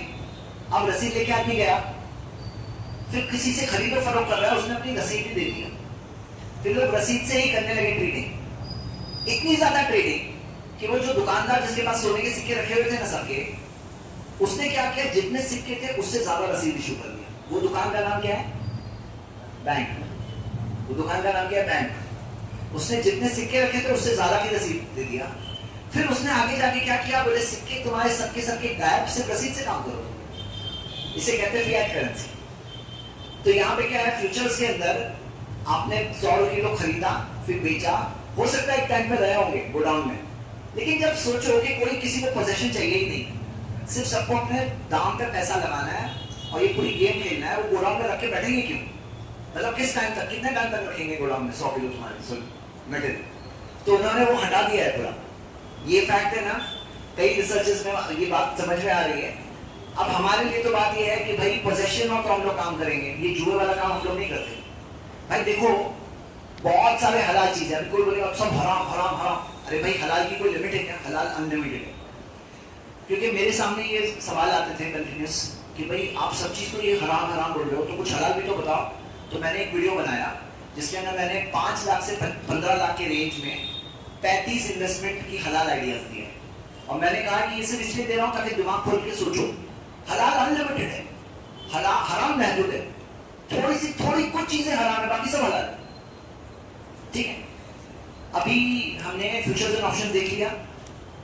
अच्छा ये भी कोई बहुत इंटरेस्टिंग चीज है, एक दिन का ट्रांजैक्शन का है, नेशनल स्टॉक एक्सचेंज में एक दिन की बात है, सिर्फ एक मिसाल के तौर पे एक दिन की बात है। उस दिन में फ्यूचर्स एंड ऑप्शंस का 22,75,000 करोड़ का ट्रांजैक्शन हुआ। कितना? 22,75,000 करोड़ के फ्यूचर्स एंड ऑप्शंस का ट्रेडिंग हुई। कितना? 22,75,000 करोड़। उसी दिन में शेयर्स, इक्विटी जो है ना, एक्चुअल शेयर 75,000 करोड़ की ट्रेडिंग हुई। मतलब जहां पे शेयर्स की 75,000 हो रही थी, वहां पे फ्यूचर्स एंड ऑप्शंस की 22,75,000 की ट्रेडिंग। मतलब क्या? मतलब क्या कि तकरीबन 4% इक्विटी ट्रेडिंग हो रही थी शेयर मार्केट में, 96% फ्यूचर्स एंड ऑप्शंस। और ये जो फ्यूचर्स एंड ऑप्शंस है ना, जैसे वो आदमी 1 लाख रुपए लेके गया था मार्केट में और 20 लाख की ट्रेडिंग कर रहा था, वो 1 लाख से मार्केट पे 20 लाख जैसा जितना असर डाल रहा है, अपने 1 लाख को लगा रहा है ऐसे रिस्की तरीके से कि वो 20 लाख जैसा असर कर रहा है फ्यूचर्स एंड ऑप्शंस के जरिए। तो होता क्या है, ये मौजें जो होती है ना बहुत ज्यादा, जो आपने सुना है ना भाव बढ़ गया फिर घट गया, ये सब की कहानी क्या मालूम है? एक चीज होती है जिसे शॉर्ट सेलिंग बोलते हैं, शॉर्ट सेलिंग। अच्छा बोलो, मुझे अगर ये मोबाइल बेचना है तो होना जरूरी है ना मोबाइल। ये दुनिया जो है ना फ्यूचर्स एंड ऑप्शंस की, आपके पास शेयर्स नहीं है, आप लेकिन बोल सकते हो कि मैं खरीदने से पहले बेच रहा हूं। बोले अरे तुम्हारे पास तो है ही नहीं, मैं बेच रहा हूं, मैंने इतने इतने शेयर्स बेच दिए, अभी फ्यूचर में खरीदो, आगे आगे खरीदो। मतलब बेच लो पहले फिर खरीद लेना, ऐसा एक तरीका होता है शॉर्ट सेलिंग। शॉर्ट सेलिंग कब ज्यादा खतरनाक बनती है कि मार्केट के भाव गिर रहे होते हैं, तो लोग क्या करते हैं, भाव गिर रहे हैं ना तो पहले बेच देते हैं। जैसे आपने अगर मान लो भाव गिर रहे हैं 100 रुपए में बेच दिए, फिर जब गिर के 90 रुपए पे आ गए तो तब 90 रुपए में खरीद लिए, फिर 90 रुपए में फिर से बेच दिए, 80 पे आ गए तब खरीद लिए। ये शॉर्ट सेलिंग से जो मार्केट जो गिर रही होती है ना, वो और तेजी से गिरती है, और तेजी से गिरती है, इसीलिए इसको कैंसर बोलते हैं। मतलब ये जो दुनिया है ना, ये दुनिया के अंदर ये सब चीजें भी होती है, उसके अंदर शेयर मार्केट में जाकर इन्वेस्टमेंट आदमी अपना सही वाला कर भी कर सकता है, ऐसी कोई नहीं कर सकता, लेकिन ये सब चीजों को समझना। शॉर्ट ट्रेडिंग क्या है? हराम है। फ्यूचर्स एंड ऑप्शंस क्या है? हराम है। मार्जिन ट्रेडिंग क्या है? हराम है। इंट्राडे क्या है? हराम है। Clear cut. यानी ये जो 4 चीजें ना, इसमें कोई इख्तिलाफ भी नहीं है, आपको कोई आलिम भी नहीं मिलेगा शरिया कंप्लाइंट बोल के देने वाला। मतलब वैसा कोई आलिम, कुछ लोग होते हैं ना क्या करते हैं, फतवा शॉपिंग, फतवा शॉपिंग बोले बोले इन्होंने हराम बोले ना, मैं थोड़ी शॉपिंग करूंगा, कोई ना कोई मिल जाए जो हलाल बोले। तो यहाँ पे आपको कोई शॉपिंग करके भी कोई नहीं मिलेगा। कौन सा? फ्यूचर्स एंड ऑप्शंस में नहीं मिलेगा, इंट्राडे में नहीं मिलेगा, लेवरेज ट्रेडिंग में नहीं मिलेगा, हाँ, मार्जिन ट्रेडिंग में नहीं मिलेगा। ये सब क्लियर कट हराम। डिबेंचर्स हराम, प्रेफरेंस शेयर्स हराम, ये तो सब होगी बात। अब आइए लास्ट चीज पे आते हैं हमारा, और वो क्या है? अच्छा, ये मैं बोल रहा था ना, गोल्ड के अंदर सिर्फ एक पॉसिबिलिटी है, अहमदाबाद का एक लोकेशन दिया हुआ था। बाकी किसी चीज में MCX, जिसमें मेटल की ट्रेडिंग करते हैं लोग, मेटल एंड एनर्जी, लेकिन क्या है वो सिर्फ फ्यूचर्स ऑप्शन है, उसमें सिर्फ फ्यूचर्स एंड ऑप्शन है। ठीक है, चलिए आगे बात करते हैं। अब लास्ट टॉपिक थोड़ा सा रह गया, टाइम लेकिन हो गया है खत्म, क्योंकि हम लोग थोड़ा टाइम सवाल जवाब के लेना चाहते हैं। मैं सिर्फ 3-4 मिनट में ले लेता हूं, और वो क्या है? Forex market. फॉरेक्स में क्या, फॉरेन एक्सचेंज में, फॉरेक्स यानी फॉरेन एक्सचेंज में ट्रेडिंग कर सकते हैं कि डॉलर्स खरीदो बेचो, रुपीस खरीदो। तो नबी सल्लल्लाहु अलैहि वसल्लम के जमाने में हम देखते हैं कि बरा बिन आजिब और ज़ैद बिन अरकम, ये दोनों सहाबी, वो कहते हैं कि हम लोग सर्फ की ट्रेडिंग करते थे, यानी कि सर्फ यानी कि एक्सचेंज, दीनार थे और दिरहम थे, दीनार को बेच करके दिरहम, दिरहम को बेच करके दीनार। तो नबी सल्लल्लाहु अलैहि वसल्लम ने कहा, पूछा जब उन्होंने, इनका ना यदन की यदिन फलाबास, नबी सल्लल्लाहु अलैहि वसल्लम ने कहा अगर हाथों हाथ कर रहे हो तो कोई हर्ज नहीं। वो इनका ना नसान फला यसलुहु, अगर ताखीर के साथ, यानी मैंने अभी तुम्हें सोना दिया, तुम कल चांदी दे रहे हो, तो फिर फला यसलुहु नहीं सही। मतलब क्या है? फॉरेक्स ट्रेडिंग करने में, क्योंकि फॉरेक्स का हुक्म जो है ना, उस जमाने की करेंसी क्या थी? दीनार दिरहम, उसी पे हुक्म होगा फॉरेक्स का। तो फॉरेक्स ट्रेडिंग करना हलाल है, लेकिन क्या है? हैंड टू हैंड, यदन भी यदन, इस हाथ दो इस हाथ लो। अब इसकी कहानी क्या है? फॉरेक्स की मार्केट जो है ना, उसका डेली का टर्नओवर 6.6 ट्रिलियन है। कितना होता है? बहुत बड़ी। क्यों? क्योंकि वहां पर, कहां पर? जहां पे आपने देखा लेवरेज ट्रेडिंग में 5x मिलता है ना, 5x लेवरेज, यानी कि आप 1 लाख लेके गए तो 5 लाख की ट्रेडिंग करने दे रहे हैं वो लोग। यहां पे फॉरेक्स मार्केट में ना 50 टाइम्स देते, कम से कम 50 टाइम्स दे देते हैं। तुम 1 लाख लेके गए हो, क्योंकि इसके भाव बहुत ज्यादा बढ़ते हैं, बहुत ज्यादा घटते नहीं है। तो 50 टाइम्स तुम 1 लाख लेके गए हो तो तुम्हें 50 लाख की ट्रेडिंग करने दे देंगे, बोलेंगे 1 लाख तुम्हारा डिपॉजिट मार्जिन मनी। लेकिन ये करना क्या है? लेवरेज ट्रेडिंग करना क्या है? हराम है। तो यहां पर अगर कोई ऐसे ही 1 लाख रुपए का फॉरेन एक्सचेंज लेगा, बेचेगा, तो उसको इतना ज्यादा मूवमेंट नहीं दिखेगा कि बहुत भाव बढ़ गया, बहुत भाव घट गया, मतलब बहुत ज्यादा नहीं। लेकिन क्या होता है? लोग 1 लाख लेके आते हैं, 50 लाख की ट्रेडिंग करते हैं। और ये चीज के बारे में हमने फतवा क्या देखा? हराम है। क्या वजह से? एक तो जो चार्ज दे रहे डेली वाला, वो सूट होता है। दूसरी चीज क्या है? तिजारत और कर्ज को कंबाइन करने से नबी सल्लल्लाहु अलैहि वसल्लम ने मना किया, हराम है वो। हाँ, हराम। तो ये तो याद है आपको, लेवरेज की चीज याद होगी ना, कि भूल रहे आगे, आगे बढ़ के पीछे भूलते नहीं रहना। हाँ, इंशाल्लाह। चलिए, लेकिन अब इसमें एक दूसरी चीज है। अच्छा, ये वो हदीस मैंने बताया ना, ला यहिल्लु सलफुन व बैउन, ये हदीस याद रखो। हाँ, ठीक है। इसके अंदर क्या प्रॉब्लम है? एक दूसरा प्रॉब्लम है, ये देखो क्या प्रॉब्लम है। रिजर्व बैंक ने इंडिया में ये इतने सारे एप्स की लिस्ट दी है, और ये सब के ताल्लुक से अलर्ट दिया है कि ये सब के सब प्रोहिबिटेड है। हाँ, सब के सब प्रोहिबिटेड है। अब ये सब ऐप जो है ना, कैसा खींचते लोगों को, बोले आओ हमारे साथ फॉरेक्स ट्रेडिंग करो, फ्री में हम तुम्हें इतना दे रहे हैं, फ्री में ट्रेडिंग करने के लिए हम इतना दे रहे हैं, कुछ ऐसा फ्री ऑफर्स देते हैं, जैसे जुए वाले फ्री में देते हैं, जैसे ड्रग्स वाले भी फ्री सैंपल देते हैं। हाँ, जब थोड़ा सा सैंपल लो, थोड़ा सा ड्रग एडिक्ट बन जाओ, फिर पैसे तुम्हारे निचोड़ निचोड़ के निकालेंगे तुम्हारे अंदर से। हाँ, तो ये ऐसी चीज से आगाह रहना चाहिए। ये जो बैंड एप्स है, ये क्या है? इस्लामिकली हराम की बात नहीं हो रही है, इसमें से रिजर्व बैंक बोल रही है कि ये प्रोहिबिटेड है, और कई लोग इसमें जाकर ट्रेडिंग करते हैं। दूसरी चीज क्या प्रॉब्लम है कि इंडिया के अंदर, हाँ, इंडिया के अंदर ये आ गया है, सिर्फ 4 करेंसीज में ट्रेडिंग अलाउड है। बेस करेंसी रुपी होगी और 4 करेंसी में ट्रेडिंग आदमी कर रहा है। और तीसरी चीज क्या होगी? तीसरी चीज जो लेटेस्ट जो सर्कुलर आया 2024 में ये आया है, इसमें क्या आ गया कि जो लोगों का ताल्लुक नहीं है इस चीज से, फॉरेन एक्सचेंज से ताल्लुक नहीं है, वो लोग लेकर उसमें ट्रेडिंग नहीं कर सकते हैं। कई सारे रिस्ट्रिक्शन आ गए फॉरेक्स ट्रेडिंग के अंदर। फॉरेक्स ट्रेडिंग के अंदर हम शरई एंगल से बात कर लिया हमने, कि शरई एंगल से अगर हाथों हाथ कर रहे हो, ऑन द स्पॉट कर रहे हो, तो प्रॉब्लम नहीं है। लेवरेज नहीं करना, फ्यूचर्स एंड ऑप्शंस नहीं करना। बाकी फॉरेक्स ट्रेडिंग कोई इंसान कर सकता है, लेकिन अभी गवर्नमेंट रिस्ट्रिक्शंस आ गए। क्यों? क्योंकि वो चाहते हैं करेंसी इंडियन रुपी थोड़ा स्टेबल रहे। ये जो जुए वाले लोग हैं ना, आकर के वो लोग करेंसी को गिराना उठा पटक नहीं करे हमारी करेंसी के साथ, इसलिए वो गवर्नमेंट ने उसमें पाबंदियां लगाई। तो फिर लोग उसमें क्या करते हैं, दुबई वगैरह के जरिए ट्रेडिंग करते हैं। लेकिन हमें समझना चाहिए कि इसके अंदर भी बहुत सारा, आप देखोगे 72% फॉरेक्स ट्रेडर्स पैसे कमाते हैं। 72%, किसी एस्टिमेट में आता है 90%। 90%। तो क्यों? लेवरेज वगैरह की वजह से, क्योंकि वो लोग लेवरेज ट्रेडिंग करते हैं और लेवरेज ट्रेडिंग वगैरह में फ्यूचर्स ऑप्शन वगैरह की वजह से सब प्रॉब्लम्स होते हैं। तो ये हमने सारी बातें देखी।